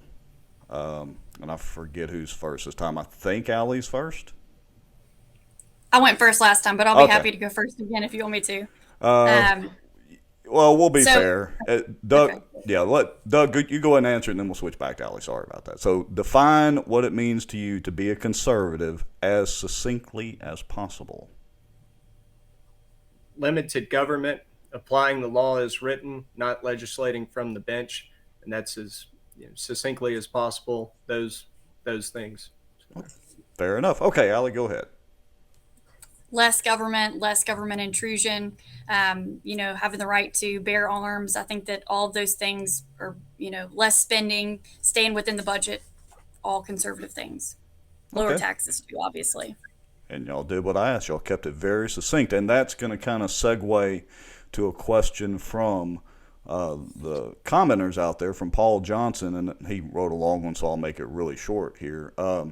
and this will be Allie up first this time. Is the Constitution a living and breathing document, or do the words mean what they say, or does it change over time? We hear this a lot, whether it's a living, breathing document, or do you take it at its literal interpretation? So he's talking obviously about the federal Constitution, but I guess that could kind of sort of apply to the state too as well. But anyway, so do you think it's living, breathing document, or is it supposed to be literal interpretation, Allie? So, I mean, I think you have to interpret it as it's written, but obviously you have to apply it as times change. We have a lot of things that they probably didn't anticipate back whenever the Constitution was written. But I do think that you're supposed to go by exactly what it says. And, you can't just, make it say what you want it to say. Obviously, it says what it says, and you have to go by that. Okay, great. Doug? Well, when I'm applying the law, I'm a strict constructionist. I believe that the Constitution means what it says. When I'm dealing with state statutes, I read them as they're written, and that's what I intend to do as a judge. Okay, excellent. Great answers. Let's see. They had one other. Oh, here's a question. And this is not in our notes, Duke, although we talked about it. So I will guess that both of you have heard about this, what was it called, the Mr. Coffee Bean Initiative or whatever that Sheriff Prater over there raised the red flag on. So I'm going to ask you, that initiative, and again I'm summarizing just a little bit that I've read, is a program to help certain offenders come back into or come out of the prison system and all that, and apparently get a teaching certificate and that sort of thing. And there was a big hoopla raised about it. If I'll phrase the question this way: if you're familiar with the coffee bean situation, do you support programs like that, and maybe that one in specifically, or what are your thoughts on that? If you haven't heard of it, obviously that's fair enough too, because it was in the news just a couple of days ago. I think Doug's first. Yeah, so if it's a current event, we're about a week and a half away from Election Day. I'm completely ignorant to current events right now. I've been campaigning, spending as much time with my family as possible, so I haven't heard about that. Ultimately, I'm for rehabilitation programs. I'm not sure about the teacher thing, but ultimately I want people in jail coming out to be rehabilitated so that they don't reoffend and don't continue the criminal cycle that so many choose to do. Okay, Allie. I'm all for rehabilitation, but I do not think that felons should be teaching our children. We should all be thanking Sheriff Prater for that. I just don't think that the classroom is the place for felons to be. Okay, good enough answer. And I want to make sure and let Kaylee Larkin know, because she watches our show all the time, that was her question, or her comment, her question. So I want to make sure and give her credit for that. All right, Mr. Lowry, you managed to keep the chicken quiet over there. You're up again. I think the chicken is asleep. Oops, I let our third guest slip a little bit there. So, was that too brutal for our judicial candidates? I think it was pretty fair. I mean, we could ask them to, debate each other and ask each other questions and do a knockdown drag out, but I think this is going great so far. I do as well. And I just want to say, I mean, to whichever one of you prevails, I wish you luck. And frankly, I think whoever doesn't prevail, I think it's only a matter of time before you're going to be sitting as a judge anyway. And that's why I think it's important, because both of you guys are young. Both of you, have a long future ahead of you. And again, I believe we need to get more of the judicial candidates out in the public eye, asking them questions, because who knows, one of you guys could be on the Supreme Court one day. Who knows these days? So get you early on record on things before there's a court case where you say, oh, wait a minute, I can't talk about that. We need to know where you stand. I mean, don't y'all agree maybe that we should have, more judicial candidates, know a lot more about them? Because if you haven't been watching what's going on in D.C., I mean, I got some problems with what's going on there. In fact, I articulated an idea here. I'll put it out here, and I will see what you guys think about this. Washington, D.C., think about this. So if you've got to go to court in Washington, D.C., and you have to have a jury of your peers, the city's 90% Democrat, 10% Republican. If I'm a conservative, how will I get a fair shake in D.C.? And if I'm an employee of the government in Washington, D.C., and I do something wrong and I have to go to court, how am I not going to get a pat on the hand when I actually should maybe get something far more, severe?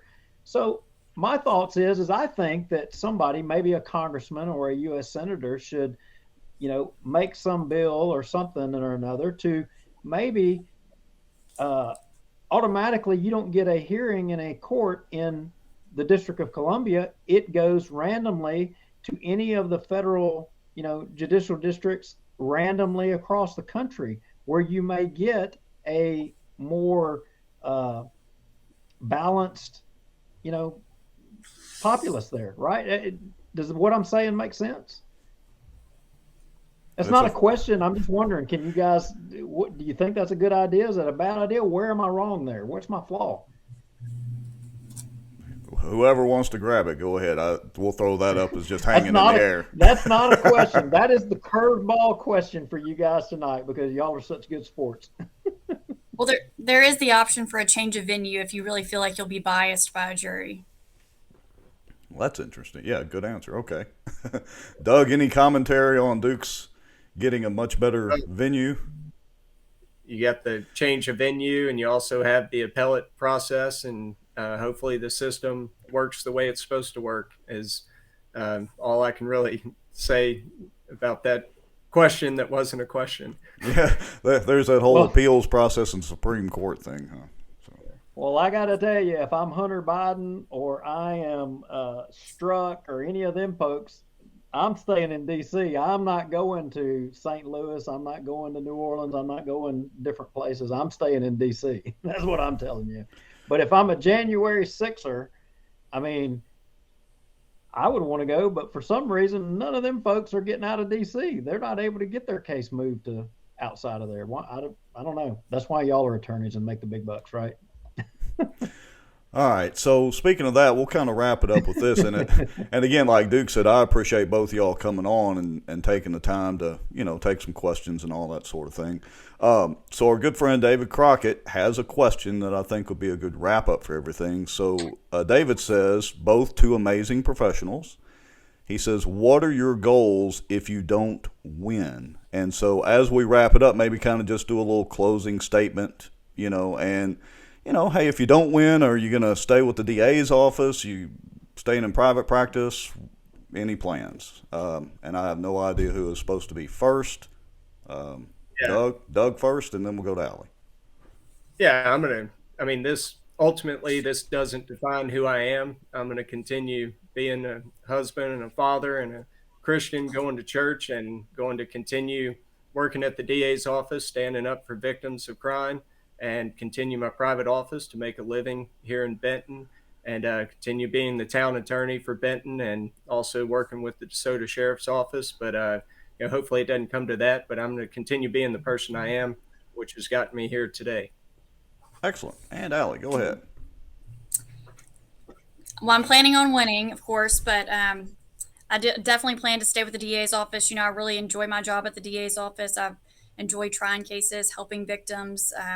That's one of the most rewarding parts of the job at the DA's office is when you get to help a victim. I helped a child victim back in January, and I feel really good about it. So yes, I will continue to work at the DA's office and still continue to do my private practice, which includes being a title insurance producer and working at Thaxton Title, and just continue my civil practice and keep doing what I've always done, and being a wife and a mom, and all the good things. Excellent answers, both of y'all. And, again, I'll just kind of wrap it up and then Duke take over with your part of it. But, again, I just want to thank both of y'all for coming on. Good luck to both of y'all. I agree. I think either one of y'all would make a great candidate. This is going to have to make me sit there and weigh back and forth and maybe flip a coin and see who all cast the vote for. But, again, thanks for coming on, Duke. Okay, wait a minute. There is one important question we didn't ask. I'm Uh-oh, here we sorry, go. and I know I'm dragging this out. Because look, there's people watching. They Hey, want to we're at know. 120 something people watching right now, so actually This may be 130. the So. deal breaker. We did not give them the abortion question. Oh, We we didn't didn't. give them the abortion question. I already know where they stand, but the people watching need to know where they stand. They probably want to know that. That's an important one in our neck of the woods. Are you for abortion? You against? And any exceptions? Yes, no, just real quick. So I am 100% pro-life as a wife, a mother. I just can't imagine anything other than being pro-life. I believe that life begins at conception, and nothing you could ever tell me changes that. I don't think that there are exceptions. I'm very hard on my stance at pro-life. Pro-life as well, 100%. Pro-life as well, 100%. No exceptions. Value life, and father 3 amazing children, and couldn't imagine not having them. So 100% pro-life. Awesome. Well, guys, we appreciate you coming on. I think you guys are an example of how a political campaign should go. You're running on your merits as being good folks, and I appreciate that. We don't see that often. We haven't seen that often in Bossier Parish, and you guys are kind of charting the course forward for us, and I respect you both. Thanks for having me on. Yes, thank you for the opportunity. I appreciate it. Okay, good luck to both of y'all, and hey, y'all have a good evening. Y'all Thank too. you. Thank you. All right, bye-bye. Senator Mills, can you hear me? I can. Rex, how are you? I'm doing pretty good. And look, I really appreciate you coming on the show with a really last minute notice. Duke is, let's just say, under the weather and not able to make it tonight. And so I reached out to you and figured, well, let's discuss maybe some upcoming legislation or whatever you feel might be important that is going on in Baton Rouge that we need to know about up here. Well, short notice works fine. With the session in process and just the number of meetings, committees, and early planning sessions going on, we really are jumping from spot to spot. And of course, then today's weather, which came through Baton Rouge much later than Shreveport Bossier, we had canceled some early morning meetings and pushed them into the afternoon, and that just made the whole thing a little bit tighter after lunch. And so I just I left the legislative, the senators were all gathered together just a few minutes ago, and I jumped up and left, and I'm just tickled pink to be here, and I'm counting on Duke getting better and everybody living happily ever after. Well, we hope so too. I think, I don't know if you happened to watch the show last week, but there was some controversy up here with the city council over chickens in the city limits. And Duke actually had a live chicken in his lap on the show. And I'm wondering if he's got like bird flu or something, after having the chicken in his lap. There's no telling. But how long did that chicken sit in his lap? Almost like the whole show. I think he set it down for a few minutes, but I'm telling you, he might be chicken crazy or something, because I'm telling you, he had a live chicken, instead of having a dog in his lap, he had a chicken almost the whole show. It was insane. Everybody's famous. But in all seriousness, so here's what I want to talk for a few minutes, if you don't mind, about the Barksdale entrance situation, because I know that's kind of a combination of state and federal influence and all that. So I did a little bit of digging and a little bit of Googling, and according to Erin Buchanan, who's a spokesgirl for the DOTD for Louisiana, she said the project is about 90% complete, and they're still anticipating a summer of 2022 completion. And there's an article that I'll link later on with those quotes. But I think the problem might be that while they've got the on-ramps and all that and the roadway going in there completed or nearly complete, I think the problem is there's not going to be an actual entrance to get into the base, which was kind of one of the goals, to give them access to the base, minus some railroad tracks. And I know there was some problem with funding. Do you know anything, and I know I'm kind of catching you off guard here, but do you know anything about that funding or where that sits? No, I sent a note to Mike Johnson just a couple of hours ago. I got an update from David North, LDOTD, and to kind of walk you through the project. But and this may be old news for you. It has really gone very well. Really a proud accomplishment by the state of Louisiana using GARV bonds, Bossier Parish, Bossier City, everybody stepping up, helping. And this thing is about an 80 plus maybe $1 million project, on schedule, within pennies of on budget. And I mean to tell you, that was quite an accomplishment. It's a gorgeous piece of roadway.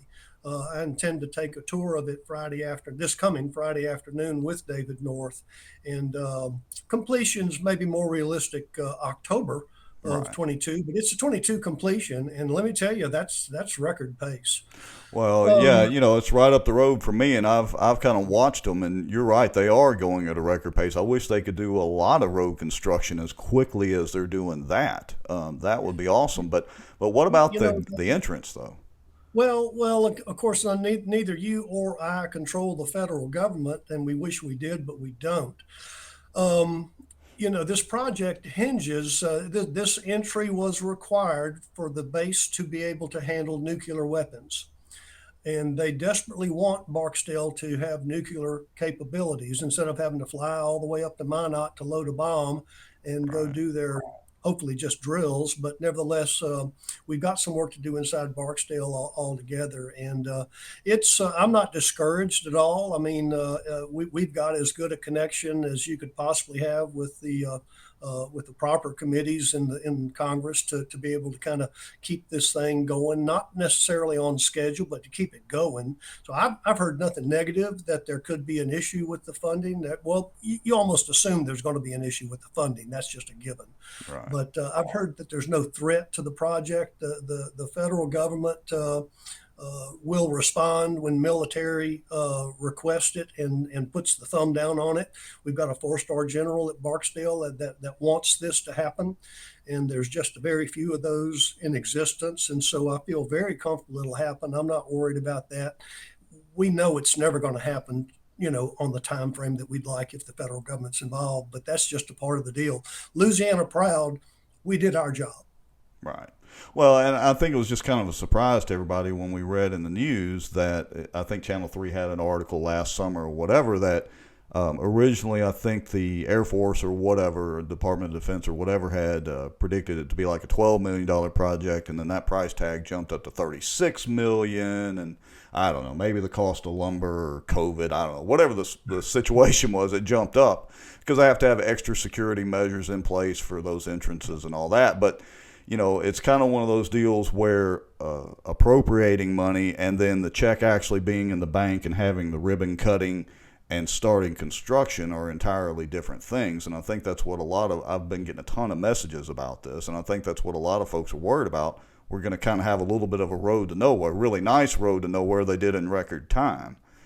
So, well, there's no question we've got a road to nowhere, and it's a beautiful road. And like I say, we did our part.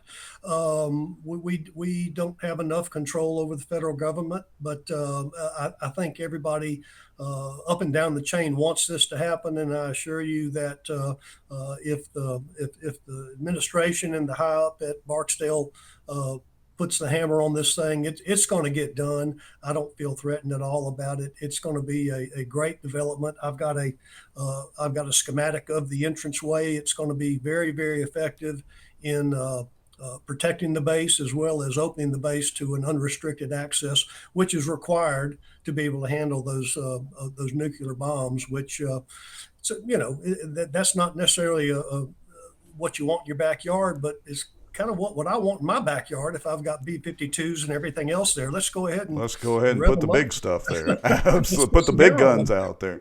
Okay. And look, I agree with you completely on that. So, all right, I'm going to switch gears slightly, just a little bit. And I know you're limited on time, so if there's something you want to speak about, just... I'm good now. Okay. No, thank you. I've got as finished up as I could, and I'm going to go ahead and take special time to visit with you guys. I appreciate it. And thank you for letting me on. Well, thank you for that too. All right. So switching gears just a little bit, but right down the road is I-20 itself. And again, I know this is, federal and state combination deal, but here we go again with I-20, and we all know how much we love I-20 through Bossier City and into Shreveport. And, of course, you know, well, we thought it was going to cost this, but whoops, all the bids come in for, 25% more or whatever it was, and now that's put on hold. Any word legislatively or anything like that on the status of the I-20 upgrades and reconstruction? Well, that's not at this point a legislative issue. It's 100% an issue inside of LDOTD. And as I understand it, they redesigned the roadway section, the work to be done, and they expect to put that out for bids very soon, quite honestly. And I think there's no question there's severe pressure on Department of Transportation to get it done, and it's probably 8 years overdue. What it is, and I'm on it every day. You probably are too, and it's not even entertaining. It's sad to watch the truckers when they come through that weren't prepared for the condition of the road, the out-of-state people that there's just no telling what they think. I'm embarrassed by it, and we all are. And it's going to be pretty uncomfortable even during the fix, but I think we all just better hold our tongues and, take the pain of the inconvenience, because obviously it's got to happen, and it is going to happen. I'm very confident we'll be seeing some work done on that here in the future, and surely during calendar 22. Okay. And of course, I'm on a road kick apparently today. What about Jimmy Davis? Any more word or any updates on that? Well, I keep talking about things that aren't in my district. I've got all of Bossier Parish, but Bossier City. So I'm working on hearsay in some areas, but I try not to pass along rumors that I haven't actually gotten some background on. Jimmy Davis Bridge is progressing. I understand there's a meeting Friday at the port where Shreveport City of and Bossier City of and a lot of people involved with the Jimmy Davis Bridge will be in a meeting. And I think I don't know, I hadn't seen it, but I think the agenda is to have LDOTD really make a pitch to the two cities to try to get unanimity about taking over the existing structure after the new structure is completed. I think DOTD is convinced they want to build a brand new 4-lane structure and completely abandon the existing structure. And I think the project hope is that they will have Shreveport and Bossier City take possession of and responsibility for what they call historic Jimmy Davis Bridge. I call it old. They call it historic. Yeah, I've heard some rumors of turning it into a walking bridge or, bicycle bridge or something like that. So I don't know. We'll see. I would say, yeah, they probably need to build a new one and get rid of the other one. But we'll see how that goes.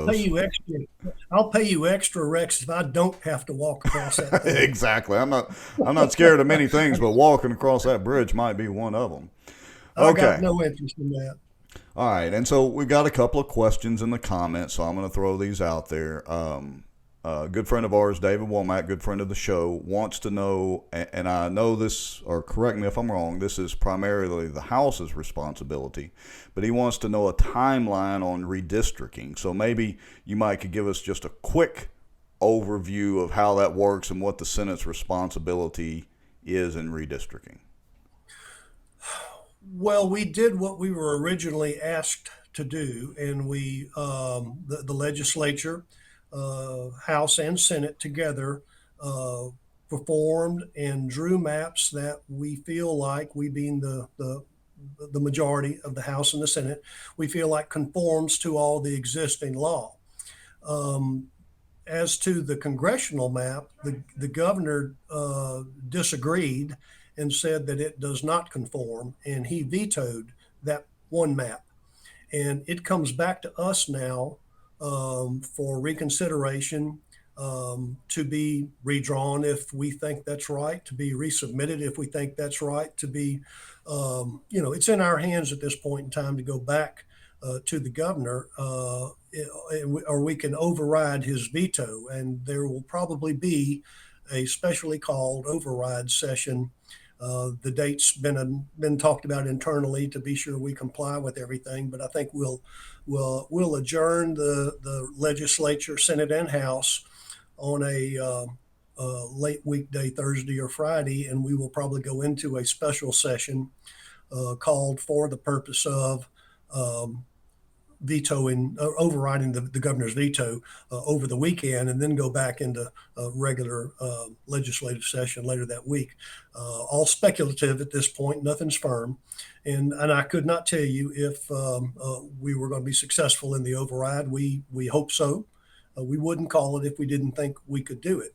But we've been to this dance before, as you recall. It wasn't that long ago. So as to the congressional map, but again, we hear that the Democratic Party, national, and some interest groups, national, intend to litigate that map almost no matter what happens. And so it's eventually going to go to, I believe, a state court. And potentially the state court can redraw the map or suggest it or whatever. And it may end up going to federal court someday. And it may end up, getting some, some further eyes on it in Washington. But I've never been in this position before. I'm listening to what's being said, but there's some speculation about the exact process. And we're looking closely at the laws that apply to this to be sure that we follow those laws. So now the House and the Senate maps are different. That's Louisiana State House, Louisiana State Senate were different. The governor did not veto those maps. They went to his desk, and a private, basically, lawsuit has been filed from interest parties against those two maps, saying that they don't comply with the Federal Voting Rights Act. And so that lawsuit will hold up those maps, will be heard hopefully in a state court, and a state court will rule that they do or don't comply to the Voting Rights Act. And if they do, maybe we'll be able to keep them. There could be further litigation on those too. We are in very litigious times, and it would appear the Democratic Party on a national basis is content to go to court on just a lot of things right now. Yeah, seems that way. Okay, so speaking of voting rights and litigious and all of that, let me find this comment from Barry Butler. So our good friend up here, Barry Butler, is a former police jury guy and a member of the Bossier Republican committee and all that. Anyway, he says, can we get a bill that will allow our legislators to examine the software of any voting machines that we purchase? Because as you know, there's a lot of contention over the voting machines and all that and that whole process these days. So any feedback on that? I don't know is the only honest answer I can give you, but I can tell you that the commission that's closely involved with the selection of the machines is very capable and I think empowered to request information, including some detailed information. Now, you may get into proprietary information that the vendor doesn't want to disclose. You're getting into a very tough area where I would suggest it might be very hard to get a peek inside the curtain. Right. Of what goes on inside that, and that answer is scary. I understand that. Why is it not transparent? Well, there is proprietary information in there, and there are complex programs. And why is that? I don't even know. You would think it's either a yes or a no, one or a two, and it would be a pretty darn simple machine that could do that. So I'm not on that commission. I can't tell you that I fully understand the details of that. Barry's a real smart guy, and he could probably give our commission and commissioner some advice on that. And I would suggest he do that, in fact, but I really can't answer that. Oh, good enough. Well, as a little bit of advice from a constituent, if you're ever asked about that, I would suggest that you look into open source software, because in my opinion, it should be open source and able to be peer reviewed. That's one of the problems with proprietary software is, well, you literally can't view the code, and not that you or I would necessarily be able to look at the code and see exactly what it does, but open source tends to lend itself to better peer review, but that's a whole other conversation. All right, I'm going to scroll down through the comments here, and let's see. Our good friend David Crockett says the elephant in the room is always, what is Governor Edwards going to veto? Yeah. I can't predict the weather or that. Right, exactly. And Barry Butler followed up with, the machines are just counters. Just like you said, it really shouldn't be terribly difficult. Okay.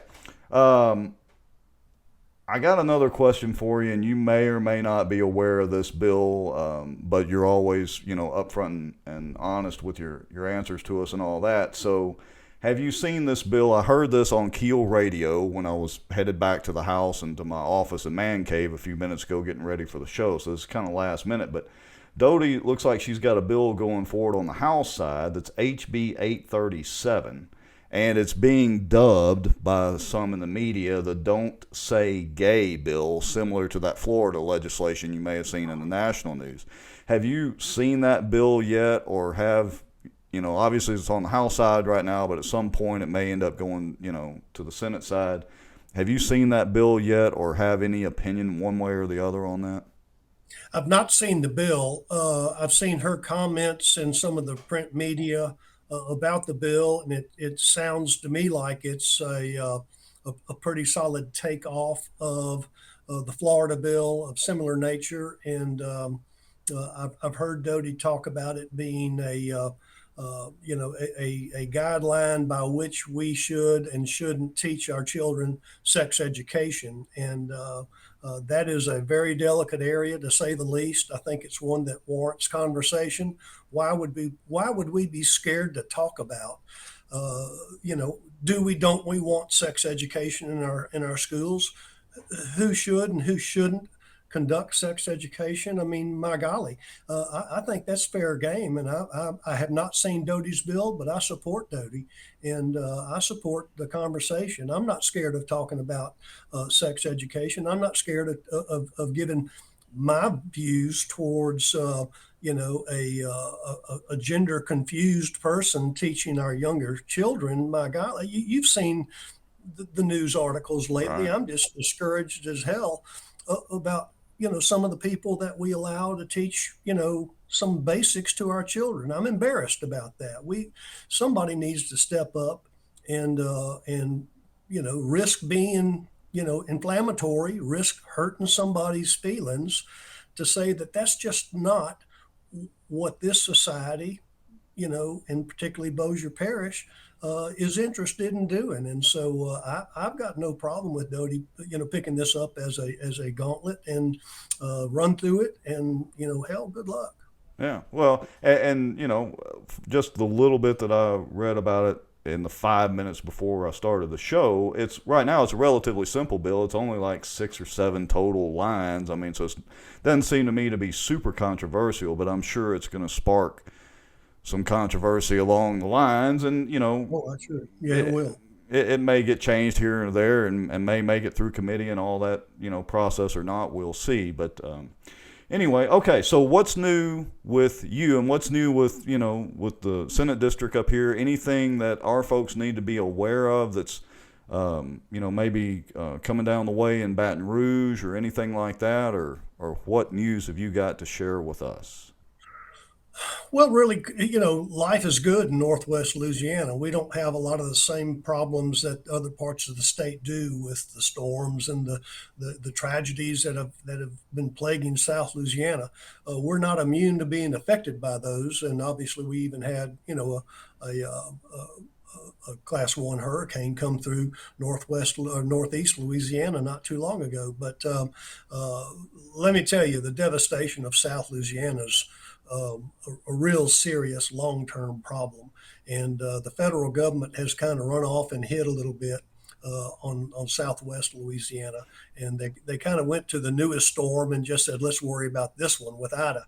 Well, so here comes New Orleans getting all the breaks, and poor old Lake Charles getting left in the mud again. And so we've really got a problem with the federal government there. That's affecting flood insurance. It's affecting homeowners insurance. It's affecting everything, and we're not through paying bills. It's going to be a long, long slog for that. But quite honestly, great news. We've got a new sawmill being built in Taylor, Louisiana. There's been a severe shortage of lumber mills in North Louisiana. They've been having to haul logs all the way down to Chopin and at Royal Martin. So we've got a new mill under construction in Taylor, just east of Minden. We've got a new mill announced and in process of, getting towards construction in North Bossier Parish, just south of Plain Dealing. Again, a great pine trees, commercial pine trees are the largest cash crop in the state of Louisiana.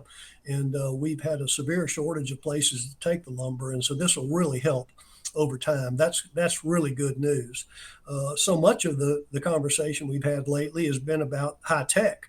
The corridor between Ruston and Shreveport and the consortium with Louisiana Tech and CIC. And that is no question good news. There's nothing but good news going on along the I-20 cyber corridor, and General Dynamics, GDIT, the Louisiana Tech Research Institute, or LTRI. Rex, have you been to the LTRI building? Have you gotten a chance to go by there? No, I hadn't yet. This is remarkable. I think I'm okay to say all this. I've had a tour. Well, I'm not worried about your permission. I was worried about Craig's phone. Oh, yeah, well, that's true.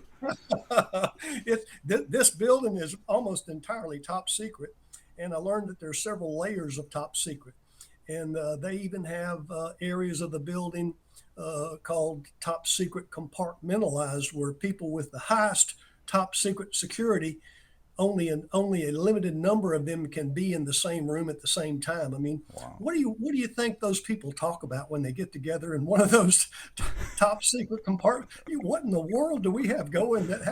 It's remarkable what they're building over there, and that was a real ad. And we've got some great stuff going on with the Cyber Innovation Command, with the Louisiana Tech Research Institute, and job after job awaiting graduates that we're speeding up through, through the tech program. LSU Shreveport's got some great cyber programs, and so that's a real bright spot for Bossier Parish and even parts of Webster Parish. And of course, the new gate at Barksdale turns Houghton into, a Barksdale neighborhood. I mean, so this whole reconfiguring Barksdale back into an I-20 front door is remarkable for Bossier Parish. It's going to really light up parts of I-20. So there's great things going on. And of course, we're still, good golly, try to drive down Airline and Benton Road. I mean, there's a lot of people out spending a lot of dollars. Sales tax collections are still, I don't know where all this money comes from, but they are still throwing money around left and right. Of course, they're spending a lot of it on gasoline. And, sure. That's a relatively short-term situation, I think, and we'll see a more normal type of price on gasoline here in the coming times. But the oil and gas sectors are perking up. The natural gas, of course, with Haynesville Shale, we've got 44 rigs running. It's blowing and going. So no, you don't have to look far before you really realize that, even though you look at the national news and you may just get depressed. There's some really good stuff going on in North Louisiana, home building, developments. It's blowing and going in Bossier Parish, and I just don't see anything that's going to get in the way of it. Yeah, and you brought up a good point with the high gas prices. On one hand, the high gas prices hurt us all as consumers at the pump, and hurt small businesses too. But on the other side, our economy in Louisiana is largely dependent on the price of oil, and so there's a mitigating effect of it helping the oil and gas industry when those prices are escalated somewhat, even though it hurts, the rest of us at the pump. And I think a lot of people forget that. So, yeah, we're really more natural gas oriented right. nowadays, with the Haynesville and with the LNG plants down south, West Texas and some other areas, North Dakota are truly oil rich. We're gas rich. We're natural gas rich, which is great long term. Absolutely is. Now, okay, so I've got a question that was sent to me. So speaking of the growth and all that for Bossier Parish and the surrounding areas and all that, but and I've gotten this question from multiple people in the last couple of weeks, where some folks are concerned that we have basically zero, reading this quote, zero DOTD projects. And so is there a fight going on for capital outlay projects or lack thereof for North Louisiana? It's always the argument that it seems like everybody I-10 and below get most of the capital outlay stuff. What's going on as far as capital outlays and things, in the northern part of the state where we are experiencing some growth up here? Yeah, well, the growth is pretty isolated, quite honestly. But our problem in North Louisiana, I'm not talking Bossier Parish.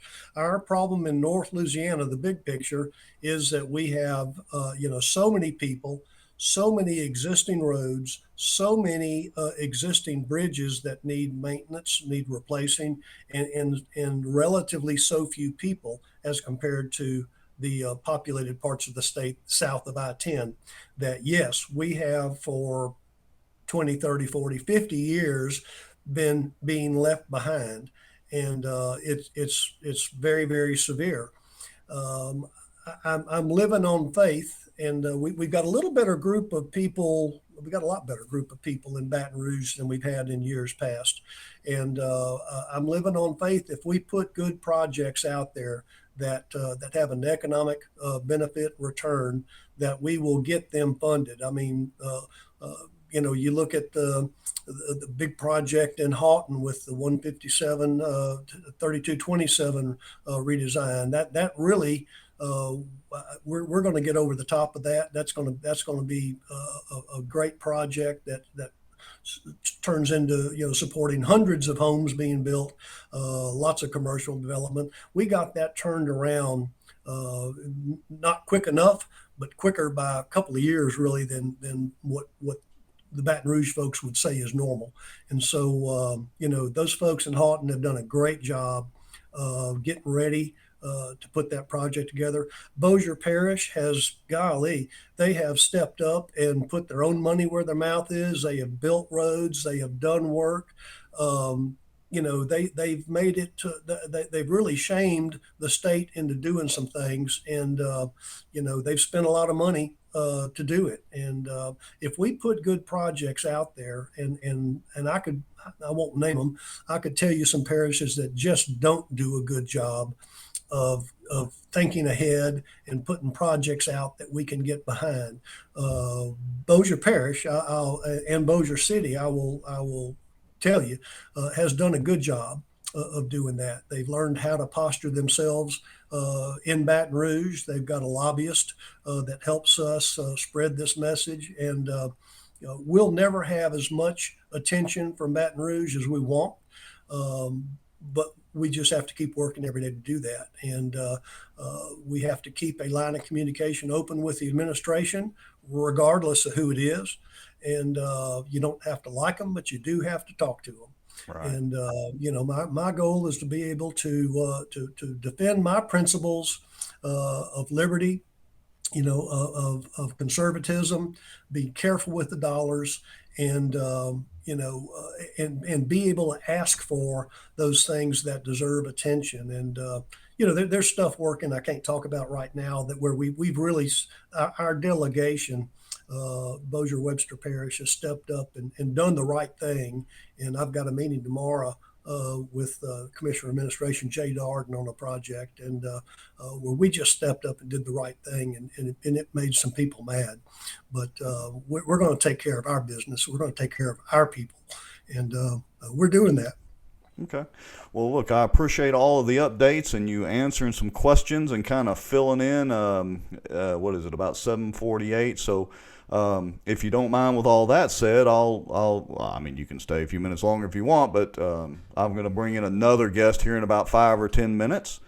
But anytime you want to, be on the show and give us some updates and more information, then just text me or Duke or whatever, and we'll be glad to have you on. I really appreciate you taking the time this evening.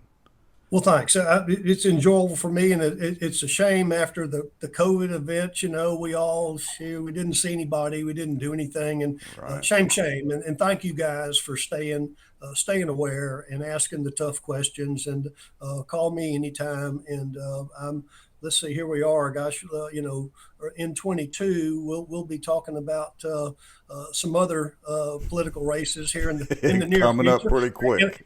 And I've been real careful not to talk about mine because I couldn't tell you what Senate District 36 is going to look like. Yeah, that may change, so you never know. Yeah, it could change, and I've been out of consideration to everybody and everything. I've not said a whole lot about that, but we'll be able to talk about that here for too long, and be glad to do that. And look, best wishes for Duke and his health, and for you.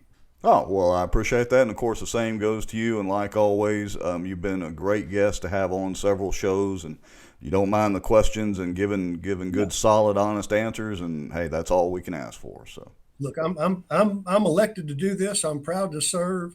And there's no question that's not fair game. Just ask away.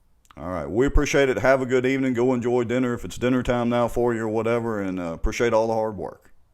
Thank you, Rex. Appreciate it. Yes, sir. Thank you. This Bossier Watch live broadcast is brought to you by David B. Womack for all your contracting and construction needs. The Outdoor News, fishing and outdoors for our area. Acadiana Mortgage, over 23 years in the mortgage business. Pelican Training and Consulting is an IWTP customized training provider with over 25 years of success to show for it. Call them for a free consultation today. Pelican Training and Consulting matches employers with 50-plus employees with training dollars. Smarter Geek, making technology easier. And the many supporters, donations, and folks sharing information and watching out for Bossier.